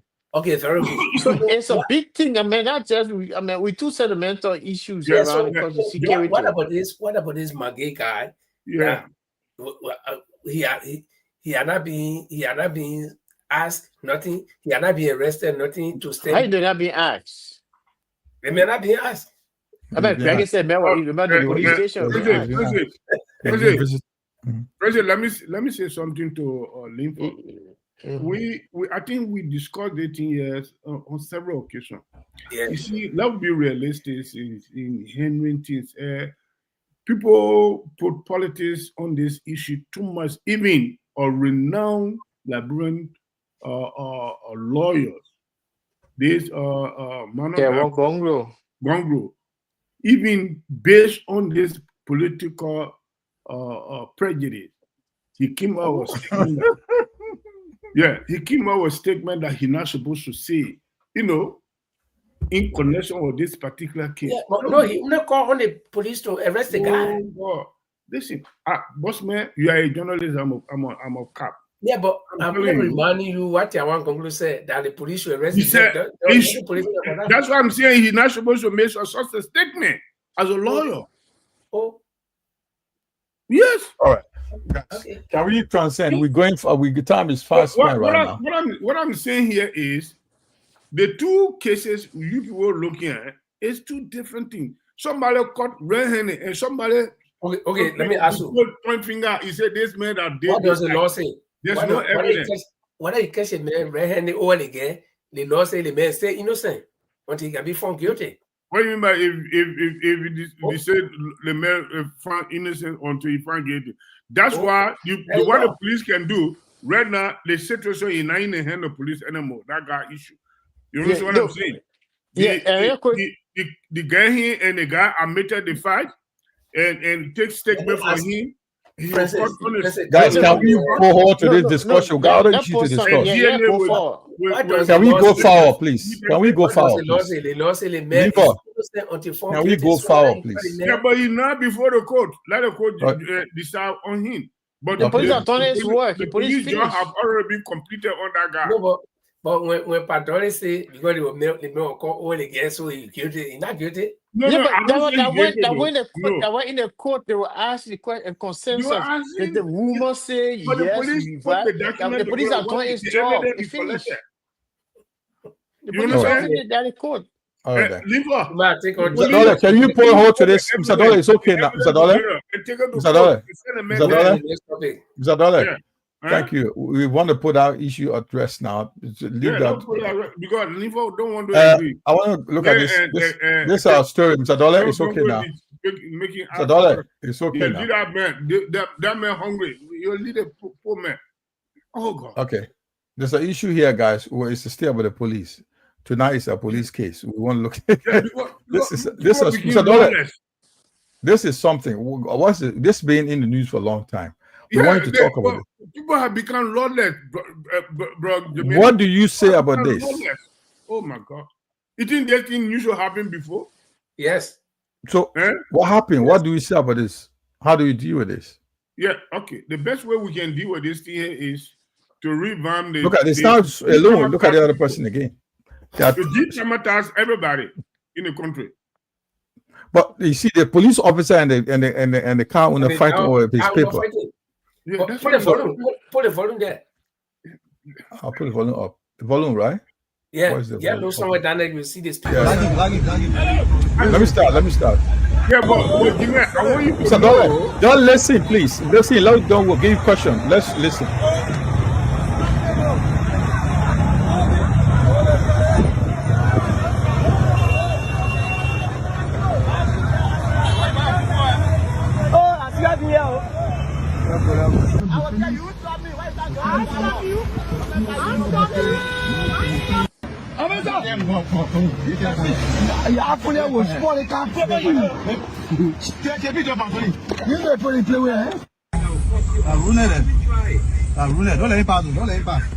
Don't let him pass.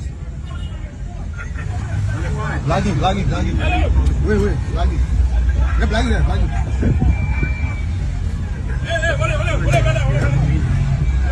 Liberian police harassing me for my own car document. My own car document, they're harassing me for it. This is not transport time. You are not part of transport. You're not supposed to be doing it. Okay. You're supposed to harass me for my document in my own car. Fighting me in my own car. Yeah, look at me. Let it plate number here. Gentlemen, there's an issue here. Let's discuss it. Let's leave all parties in politics. Let's be honest here. What is going on here, gentlemen? What's the problem? Yeah, let me come in before Francis comes. You rest a little bit now. You rest a little bit. We'll get you a chance. Rest. Don't let Francis come in because. I'm going to but I mean. Let me small. Let you come. You come back. Well, put yourself together, then Francis. You want me to rest for? No, let Francis. I need to Padre. Go ahead. Okay, then, Bajador, go on now. Yeah, listen, Jimmy, that thing is an open secret. People are traumatized. You understand what I'm saying? The entire country needs de-traumatization. You need to traumatize people. Let me be realistic. You just told us a couple of minutes ago, Mr. Dole, the police, Liberian police are one of the well trained. They got all the facility. And if you see a police officer jumping on top of the car, who? Is that not against health and safety as a police officer? Then you join last night as de-traumatized. The country need to be de-traumatized. You're not talking about the police officer attitude. Did they teach you to do that? You were taught the police academy to jump on top of who and say. Let me give you the I know you go back to the war again. Professional explanation of this thing here. If you see the police doing it, I can tell you this for fact. What? That taxi driver or that driver, whoever driving. They say first acceptable. They say right to do. That's the question I'm asking. Let you condemn or not. Let you condemn or not. If you're not condemned, then you can explain. Do you condemn it? I condemned the drivers refusing to stop. Mr. Doyle, that guy risking his life jumping on the hood. He didn't condemn that he driving the story to refuse. Is that what you're doing here? The man jumped on top of the car. You saw the man on top of the hood. You didn't know how you get on top of the hood. But why should you do it in the first place? A police officer. What? Should a police officer jump on top? Don't you know he risking it? He could jump and fall on the car and kill himself? Yeah. Don't you know that? Listen to me. You saw. Don't you know that? Did you know why he get on top of the wood? Yeah, he jumped on top of the wood. It's simple. Do you saw him jumping on top of the wood? Yes, he's on the. How do you get there? How will you get there? How will you get there? How will you get there? You were clear? Why you got there? You will not jump. How you get on top of the wood? You explain to us. But the first and foremost, so you do not condemn the police act. That's the first question. Yeah, they are local citizens. Do you condemn the act, Mr. Dollar, or not? That's the question I'm asking you. The police not supposed Mr. Dollar, do you condemn the act or not? That's the question I'm asking. I will not condemn the act. Why? Okay, but exactly now. Go. Because, first of all, when the law enforcers tell you stop, you need to stop as a law-abiding citizen. If not, what you do? You take law into your hands. You understand what I'm saying? If you refuse to do that, you begin to drag the officers. That's the led to this kingdom. The officer standing before the man here, telling him to stop. You know, the police officer risking his life right now. He could fall out of that place and die. Do you know that was risky? You see how that no man get that happened to him. Go on, When you stop the Mr. Don, listen to Mr. Don, please listen to Linford. He has a question for you. I got one question for you. Mr. Don, Linford has a question for you. You Padole. Yeah, I'm here. Professional policeman. Yeah. Will you jump on top of my car if you stop me and I don't stop? I can't jump on top of nobody's car. I can okay, so why supporting the car? I can stand in front of your car. I say stop. If you refuse to stop, you pull the car on me. I need to do something to protect myself, not to fall on the floor. That's what the officer did. He grabbed something not to fall on the floor because the guy just moved the car on him in the middle of that. Do you learn this thing in police academy? What do you mean? Do you learn this thing? This now is something that people learn in the police academy. What would you learn in the police academy? The officer will stop you. Yeah. The reason I'm asking, let's make a conversation on that. Let me give my own reason. I got a reason why I asked you the question. Yeah, go on. I know when they send the police officer, people are very knowledge. They don't got no regard for the law. The law and order. These are the things that causing this kind of nonsense. Are you willing to listen to me? I'm listening to you. Go on. Okay. Police, most of our police have been trained in America, down to the Gregory Coleman that they're now. You were trained in America. No, how many times you were not trained in America. You went, where was your train? Where your train? Right down there. You were not trained there. Okay. You're sending police to Rwanda to go train. That's the reason why they should send police to Rwanda, because they have to choose. So that's acceptable, man. Yeah, that's one of the reasons why I brought a video here. I mean, it's unacceptable. You live in the UK. You live in the UK. Have you ever been stopped by the police? The police? And when I was driving the car, police stopped me. In the UK, right? Yeah. Okay, very good. So, if you think in the UK, if you refuse when the police stop you, if you refuse to stop, you think the police will clear on top of your car? Police will not even run behind you. You will not even talk. You will take down your Very vehicle good. registration. Very good. So your police officer right here over this car broke the law. He took a law in his own hand. But even standing in front of the main car. You see, that's why the car get lesson plate. The car is identified. You stop the car, the man disobey you, simply ready. But he know, Paul. I mean, Linford, don't even go far. He's a police officer. He should know the reason why if someone refused. Everything you're trying to say here. Yeah. So don't even explain it to him. Police, Liberian National Police will take down a vehicle registration and write everything down and send it. That's the procedure, right? To the appropriate authority department for them to trace this car here. Why you not? You know that? Why are you not condemning that this guy is doing this? Listen to me. They look at the condition. Look at the stage the guy in. Look at the stage he in the middle. When the guy stopped the car in the middle, he said stop. The driver deliberately refused to stop and run into the guy. What do you expect this man to do? The guy will have been under the car. He will be under the car. If they run into him, he will be under the car. He didn't run into him. If they run into him, he will be under the car. That's why roll the video. Roll the video. Let the second guy sitting down with the yellow vest. Now when he sitting down with the car. Roll it again.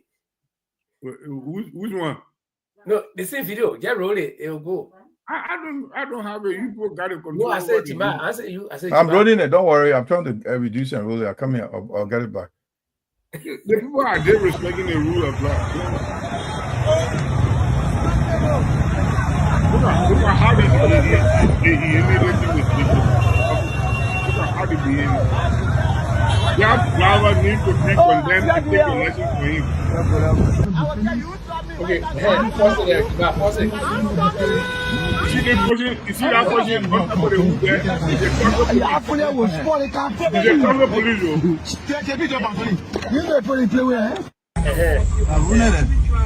Don't let him pass. Don't let him pass.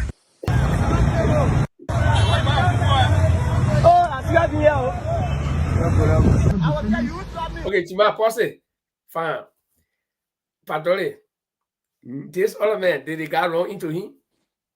This one here. But look at what the stage the man in now. Look at the stage where he in. Yeah, you just look at the stage where he in. You think that person supposed to do like that? This is the traffic police. Why is this it? This is the identified traffic police. Yeah, but have the right to stop any car at any time. Listen. I'm always stopped. Every time the police can stop me here. If I got any case in Norway, all my years in Norway, the police and traffic, every time the police stop me, somebody get a police information. Hold on. Let me tell you the procedure. You policeman, so don't back the kind of wrong thing. When somebody told the police that I was running in the traffic, so the next police ahead of me were waiting. After I passed by him, you were not sure where I was coming. So then he started chasing me. I saw the police car fire away, and the police car caught me in another act. The car was coming. We were on the straight stretch. I just over to another car. Then he knew straight that I was the one that he told that that I was running with speed. So he put a leg on. When I saw a leg out of guilt, I started slowing down. The other car that I just over to, he came past me now. So he came straight to me. Okay, so he knew that I was wrong. So even if he didn't have to come stand in front of me, he wanted to me to pull off the road. So if I had refused, two things will do. He will either pull up or chase behind me or tell the next police ahead of me to block the road or take my plate number because my car is identified. Okay? And then the police can come to me. Another event that I had again, somewhere, I overtook another guy, then he called the police ahead of me in my tire. And I was just coming from work. When I came, I'm lean for. I heard both sides of the story. Let them look at it. I take it from two angles. Environment can condition how you work. You agree with me? Yeah, of course. Yeah. I hear you guys citing a lot. First of all, I will condemn it that the police should not do that. It's wrong. Very good. That's what we want to do. It's not professional. You shouldn't do it. But the condition and the circumstances which you guys find yourselves in. Let's say you take the guy number, lesson plate number. That guy drives around looking time, you put down, you go behind her, you lesson plate, put whereby, bro, no lesson plate. I can't pop by you. Yeah, but what kind of crime they may committed so much that No, I didn't see. No. Wait, now, then you shift the post to what kind of crime now? So we are looking for all the faults upon the police now. We are looking for the fault. I mean, the driver's fault too. Then you guys are talking about taking the man lesson plate, number registration, and let him go.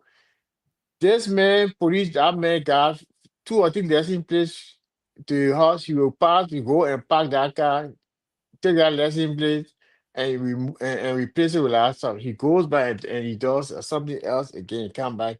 We do not have the sophistication. We don't have it in that bureau to track these guys down.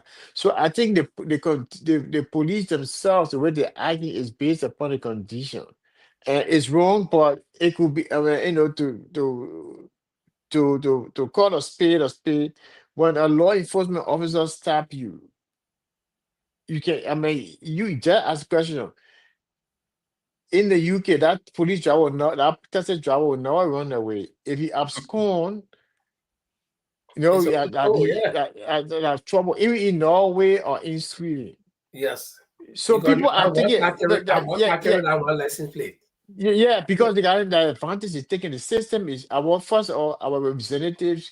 They got one lesson plate on the Mercedes. They got one lesson plate on the business truck, big truck. They got representative plate on it. But I see that's will be one for the front and one for the back. So this kind of to track these kind of people vehicles owner operators is very difficult. And I understand why the police are doing this their way too, but it's wrong. I mean, the public, the health and Yeah, safety is yeah. is is Uh, is is, is, uh, is, not, is not guaranteed. Francis, let me not cut you off. You see, what I'm seeing this thing for is this. You see, in any given situation, when you look at event happening, first thing you need to investigate to know the element that constitute that act, how it happened. You need to first of all establish that fact, how it happened. When the police officer stand before or in a drive net checkpoint and stop a driver, and the driver refuse to stop and run into the officer, how do you expect the officer to do? You know, But all these things there is derived from lawlessness. When people are not traumatized, there are lawlessness in the country. People don't respect the law anymore. That's why this thing is happening. Simple, Pop, You understand? In I Europe, consider you the Portugal traumatized. The money will being over, but people are just high here. That people just don't respect the law. That's that's really what a I'm big talking about trauma. now. That's what I'm no talking law and about. order. People are lawless. No law and order. The police No himself law and supposed order. People the not police respecting himself the rule of supposed law the police these days. himself You supposed to understand? It conduct never used to himself. happen before, Linfo. No, for the Our time police. I say police do anything here. Police can stand in front of car down or someone small ball. Yeah, but you see, police Yeah, again on but you car. used to see police on top of Canada. Yeah, so now they will sit down with The the driver neck. would shoot a police officer. You used to see it happening. Yeah, they used to stand When you were small. all the car. When you were small, police used to stand in front of the taxi driver or any vehicle to say stop. Yeah, But you they used to used to see do then what is happening now. You used to see it happening. Be sincere. There is one post I'm No, looking you for. used to see it happening. Yeah, it happened many times down water, sir. Did you saw it? Yeah. Police on top of the car who? Yes. You running away like this. Yeah. Oh my God! Why you can't be sincere and say no? But when I say I'm sincere, is that not sincere? Anyway, but as far as I'm concerned, the people have become very much ruthless and lawless. That's why you see this thing happening. If to say somebody is respecting the rule of law, when the law enforcement stop you, you need to stop. And when you go to before the law, and the law will be there to cut the case perfectly in the interest of the person who is right, then you will not see this kind of thing happening.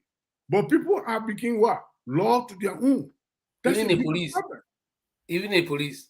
Yeah, even a judge. You talking about police, even a judge. Even a judge. They are not fair. Look at why it's happening to temple justice. Look at why it's happening to capital billing. the man who is the speaker now for the House of Representatives gave instruction to police officer and break into another lawmaker car publicly. This kind of lawlessness. It's not on the street alone. It's all over in the country. That's why you need to look at. There is another video I'm looking for. I share it. Look for a video. You will see plenty video. The man who on top of the car who right now is a traffic police. These are the people that have all vehicle. I'm just trying to tell you. Okay, the video I'm looking for is from Prince Moy. No, Marvin Cole. I don't know whether any of you came across that video. Where Marvin Cole vehicle was stopped by the police officer, and he there talking all kinds of things. I had a thing here, man. But anyway, I know about that case. When you told the police officer he's a lawyer. I mean, he's a lawmaker. Yeah. Can you imagine? And the police officer told him, he said, "You're away for our 12-year period." You see, so what we're trying to say here is that nobody's obeying the law. So, but then why are you blaming the policeman alone? Because he's a professional man. So if you see one Joe Blow in the street, how about the lawmaker now? The man who making the law, he's not even respecting the law. He using the power. Okay, wait. Let me. Here's your police car. The police car who died, who the car killed, who that driver killed. Nobody. It could be similar situation. That's a similar thing. But they say the driver refused to start and pull the man up and go and take him on the wall. So this no police officer has the right to stay in front of this guy. What you want to prove? It's just like you see a man with bazooka, the man has a fancy gun on you, then you go into him, say, shoot me. The man can pull the trigger, you'll be dead. At the end of the day, the man will go to jail, but you are dead. You see? So this is what we're talking. You should be professional.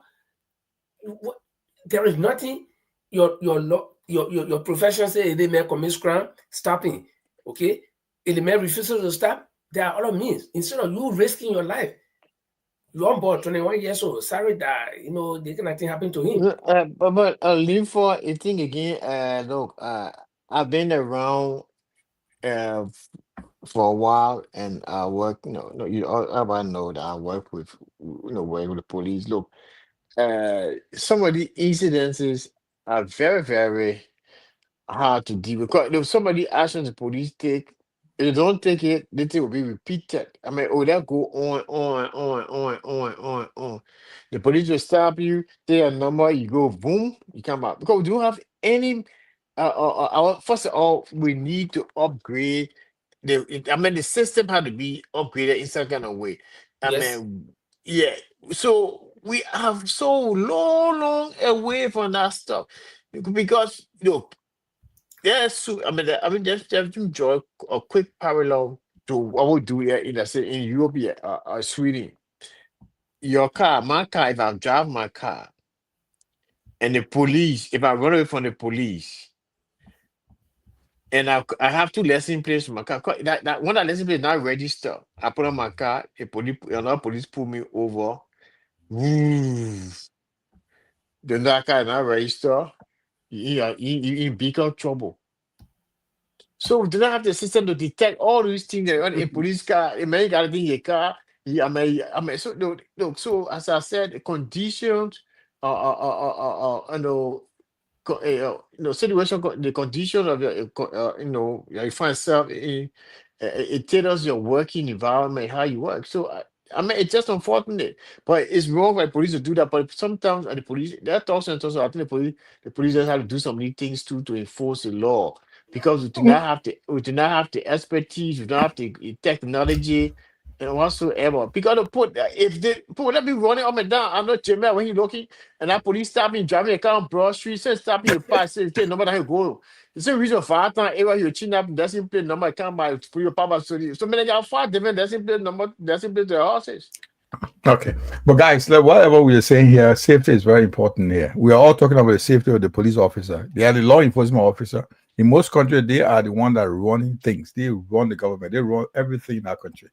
But if our police officers are like this, on top of car hoods, trying to stop police a car from moving. This is very, very risky. No, it's optics is not correct. I mean, investors don't come see the kind of nonsense they say. No law and order. And dignitaries, ambassadors, they're laughing. Oh, That it's not somebody, correct. They that need to somebody stop father, it. somebody father going right on that top of that car like that. Gentlemen, I think we've exhausted this topic. What was that? So now I want to leave or put up. People in the street trying to harass people. You saw the other day they were charging someone because they tested the outside to a buster. They charged him and gave him ticket. They're gonna control this. They're gonna control this. Control that can get go ahead. I stopped. He doesn't even have a license. Don't even ask him. He don't have it. I challenge that. He don't have a license. He don't have a license. He said the car doesn't have check. I said, look, I'm Representative Cole. We come from a serious political fight. I have my tech. But not a time people tell on. Could I maybe go?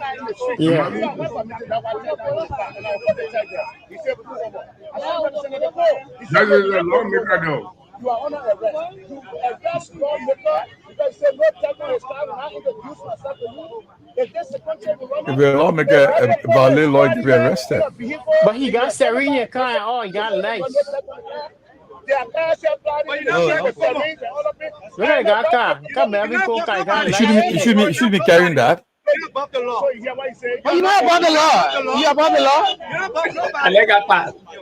You can never be above the law. Why are you talking? Why are you talking? You shouldn't be carrying the old light in the car. You shouldn't be carrying it. Only for police, special people.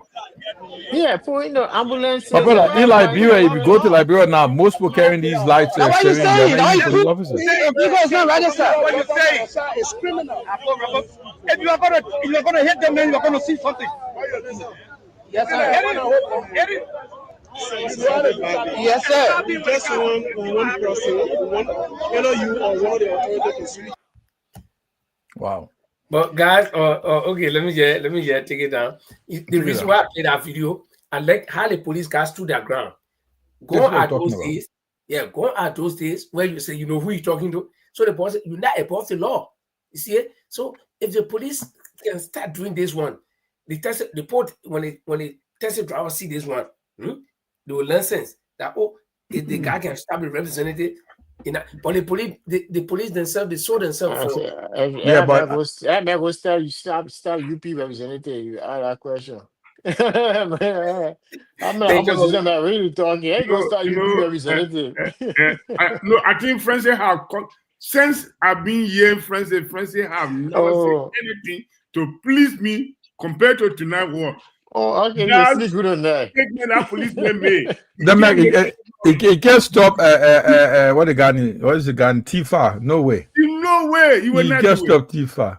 You will not make that statement in front of. Somebody said something here, guys. Let me read that. Paul, you see this before, guys? This is a statement. People became very much. Read this. The Afro bleeding guy being here. Wasn't he talking about? He said they showed that unity. Before he started with Francis, he said Francis that unity party guy. Francis, they kind of show. He said we're all unity party supporters. I'm a joker. And we are not blessing the country. Anyway, guys, that's a good discussion. I want to take the last one here. The country is dipping into debt. This is it. Yeah, debt trapped. This is another story. Liberia just the minister you got signed. I'm just get a background to this story. Probably Elifa, you added to it. We just this gone September. They disbursed $26.5 million US to Liberia. In September 2024, when the government came to power, after all the stuff in 2023, 2024, there's a one they call EF. I think what is the word again? So there's some money that they give. 210 million was given to Liberia in September 2010. IMF, they go to low-income countries that are facing protracted balancing of payment to support the macroeconomy. Yeah, so Liberia balance of payment. Mm-hmm. No, go ahead, bro. Go ahead. The balance is countries that are struggling of balance of payment, like struggling to put the economy together. They support the macroeconomy. In September 2024, when the government came into power, the party-led government came into power, they received $210 million from IMF. Now, another one. If you look at this, what my calculation was, somebody said, I think one of the story from the front page Africa said about 100, I think 71.9 million, something like that. Still debt. We dip into debt. So this is a variety newspaper. Debt trap deepens. Now it's going up. I thought. Go on. No, go ahead. Go ahead. Yeah, I just giving a background story to this story. We can all discuss it. Where are we leading to? Is this something like we thought like we want to build up our GDP and other stuff and borrow less, and borrow less because what happened? The future generations going to face this debt crisis, and we know that every country will need money to build up the macro economy. But now, where are we going into here, gentlemen? No, but I'll just say this is my part of my closing. I think this we are, we are going the hour mark and half. Look, look, countries have to borrow. I agree with the concern, but the growth out and the benefit our born children, we borrow. Look, United States of America, every country around the world got their debt portfolio is high. It's high. I mean, countries. I'm not saying it's right to borrow, but in order for the country to survive, you have to borrow. If you don't borrow, you take austerity measures. And the thing is, politics, it seems that they're weird. The United Party people are saying, oh, they're coming, our debt buddy, da da da da da. You know what United States debt buddy is? And more than the people budget. It's not. But it's not comparative. You can't compare them. The country here, you are low income.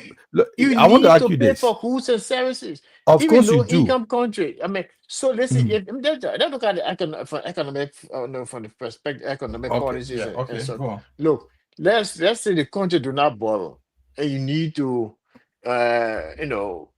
take a project or do something. I mean, in terms of development, what you do want, you go into the market, you take measure. I mean, you increase taxes on everything, food, water, uh, you name it, because you don't want to borrow. Do our consumers have the means to purchase those goods and services when the prices go up? You asked me a question to answer? Yes. Okay, I'll answer. I want you other people to want to make a conversation. I want everybody to discuss this. Yeah. What I want to say to you about this is this. What your question is that every country has the right to borrow, but you should also know what you're borrowing, with the conditions attached to it. Whether you like it or not, even if you borrow, what you just said, there's a way, even the paying back. If you borrow, things will be increased in order for people to pay back. It will affect every structures of life. Well, let's agree that you borrow this money. There will be increase in other things in the country for the government to pay back the money. So we are talking about how to encourage less borrow. That's what point I'm raising here. Can we encourage less borrow and able to develop economy? Like other countries are not borrowing much like what they're doing right now. We are borrowing too much. Let's take example Ethiopia. Ethiopia built a multi-billion-dollar dam without borrowing a dime for anybody, and they build themselves. Other countries are doing it. Do you know how they got the money? For diaspora, other country, everybody pay, contributed. Yeah, that's his source. That's the source people want to put out. No, that's what it said. The Chinese contributed. I mean, despite the diaspora people contribution, Chinese contributed to that project as well. Is that exactly zero-sum money? Yeah, I agree. But I agree. I'm with your point that we have to borrow, but it said we need to encourage less borrowing. That's my point, because where we are going, it's not going anywhere. Because we will still pay back with high interest. We pay back high interest. That's my point. That's it. The financial implements, we do not have it into stake. We do not have it available. We have our resources, extracted resources. They put up in taxes. If government if we increase taxes, if be so high on the people, they will pull out. So look, I don't think it's right to borrow, but governments do borrow. And again, it's used as a political way of making the government look bad. The United Party uses it against we are government that they were born. We do so that let's see, look, we can minimize the scale down on the borrowing. But I mean, you cannot do without it totally. There's no country in the world who do not borrow. No, everybody borrow. I'm just looking at the condition that come with it, because you borrow, you got to pay back. But they call hard taxes. It go with too many conditions and strict policies and other stuff. So this is what we're going to deal with in future to come. But anyway, gentlemen, that's a discussion on deepening Liberian debt trap burdens, deepens. So live for. Yeah. Let me see. Yeah. The debt issue about Liberia, this is an HOT, and like Francis said, all countries borrow. I was surprised the last time I was reading some document where I saw America's debt is in the tune of trillions of dollars. I tell you, man, the numbers can't end. So, the zero. Then I'll ask myself, but who America owner? So me America own, and they can start giving all money. So then, but it all has to do with geopolitics and economic politics, because if America does not owe any other country for goods and services, it will be like they are not part of the Committee of Nations. They have to do that to be able to encourage other countries to come in. So, but when it comes to countries like Liberia, we are literally struggling, and everything about us almost depends on other countries. That's what makes ours very, very bad compared to like you're trying to ask Francis whether he can compare America and Liberia. No, the problem with America is even countries that America owe, it appears that America doesn't owe them anything. It appears that they owe America. America actually owes them. Okay, but we all we are in that situation. That's what makes ours dangerous. These countries that we owe, one day they can come and say, "No, listen, you pay us today or next year. If we don't have the money, you got to do some collateral. You got to give some collateral. It becomes dangerous for us. You will end up seeing your rivers, your mountains, your forests, everything start going. So, but I think countries can owe, but the ability of that country or of those countries to service their debt in time and promptly is what matters. Exactly. On point right there. Yeah. The economics 2 or 3. No, I did management. I did business. Oh, all right. Yeah. So no, I didn't really do business as a career, but shape and put management is a business, but it's a managerial something. So we do a lot of things. We did a little bit of economy, economy or whatever. But the point I'm trying to make is that President Johnson tried and begged those countries that were owing before, and they waived most of the debt. So I think it was time for Liberia to say, okay, listen, we just came from war. We are lucky among several countries that our debts are being waived. So, but for me, the whole the country, some country waive 500 million. That's not 500 million. I mean, that bulk, that drop in the ocean. I agree, but we should also that one. There's an amount, there's the 500 million. For me, it doesn't really matter how much they waived. In a case, even if they waive $100, we'll say owing it. But if they waive it, like if I owe you 500, you say, my man, you can give me 250. That one plenty. That one can reduce it in the money, So I think it was time for our governments to start spending wisely. Since they know that we are always begging, and God bless us, they waive most of our debt. We also start spending wisely, but we didn't do it. The same Ellen Johnson government started being very flamboyant in spending. And then it came after that, George Weah came, they started buying. And so this thing about us owing is an HOT, and I don't know how we're going to get out of it, because every government that comes to power, of course, the first thing that get them out is we'll go for money, we'll go credit. Okay. To the point where this present government made their budget, and they are telling you that 75% of that money, that budget will be supported by outside donors. And that thing I just want to add up here, I'm trying to tell Francis that you cannot compare America debt policy with that of us. We are in the debt burden because we are a vulnerable country. Our debt vulnerability is so high for the fact that if if we borrow for IMF, okay, the EF is quite extended debt facility, which we borrow in 2010 in September. So 210 million in September last year. That has a lower interest rate. But now IMF, with the second one, is just borrow. IMF come over with structural reform and policy changes. You can't do that to America. He can tell you to, like you were saying, you have to change structure. If you want to pay it back, you can have high interest rates. This is what happening. Now, future payment, repayment is where we're going to face burden. And we affect every part of our life, whether you like it or not. This is why we are saying you need to borrow wisely. I mean, borrow less and spend wisely. If we are not doing that, we're throwing ourselves into trouble. This is what we see. You can't compare ourselves with America in terms of debt. Definitely, we can't. We are the loose end. I agree, but some African countries now, I mean, is being rumored around that. Boy, for IMF, it ties your hand. IMF is one. IMF, even at the United Nations, you heard people speak against the IMF. IMF is one of the financial institutions that you borrow from around the world. I mean, they cripple you completely. So people are finding alternative ways now to to go into the Arab League. They got some kind of Arab League, where you go, you borrow some money from there with the conditions are very less, vulnerable.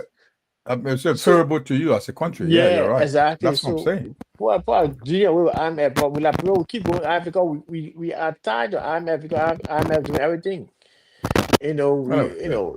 Guys, to tell you how to spend your money nowadays. Yeah, Mr. Dolly, anything to say on this? Yeah, definitely. I have something to say about it. When people believe that whatever they do, there's going to be no penalties, then you will do whatever they want to do. This is a situation. You go and put the country into a serious mess. Tomorrow, you're not in power.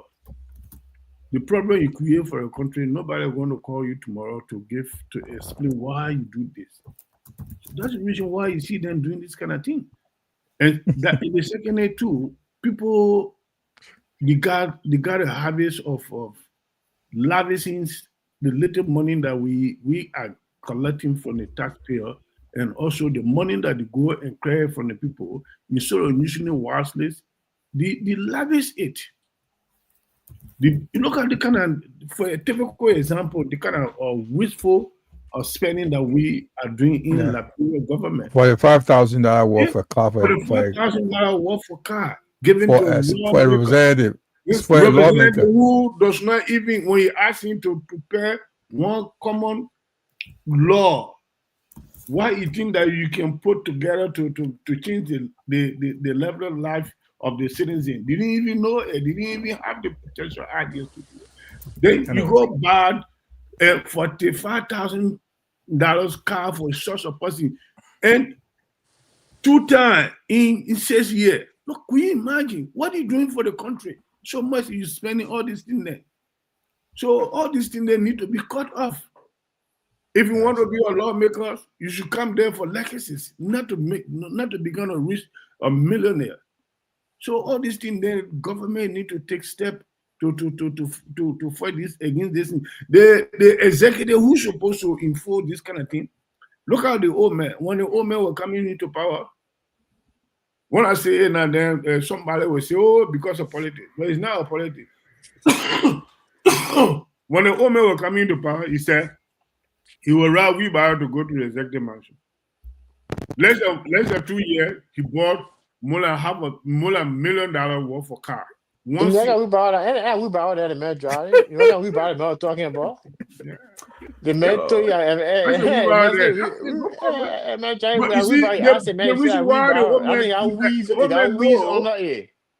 the old man know very well that when he leave from power, nobody going to Idomo to say why you make use our money like that. Yeah? Nobody will even ask him. They will just say, "Oh, thank you, Papa, thank God, go." You see, that kind of thing that we need to. That's why I'm saying, if I have my own will, there should be a change in our clause. In our constitution, there's a clause in our constitution saying that whatever the president do when he in power, so long he have not been impeached, it should not be asked after when he leave the power. That clause should be removed and put there. People should be press charged when they do foolishness. shouldn't it we take them from It power? can only be removed. We have told you this 100 times through referendum. Yeah, you will be telling me 100 times. I will be saying 100 times because Yeah, but it need to be done, my dear it brother. cannot be done if Guys. if it's actually against the government itself. Okay. All right. Thank you very much. A good discussion If you have tonight. good Linfo? government system, they will change it. They Okay, will know guys, that it's against us, but I think we've within the interest covered of just about the everything that masses. we had to say.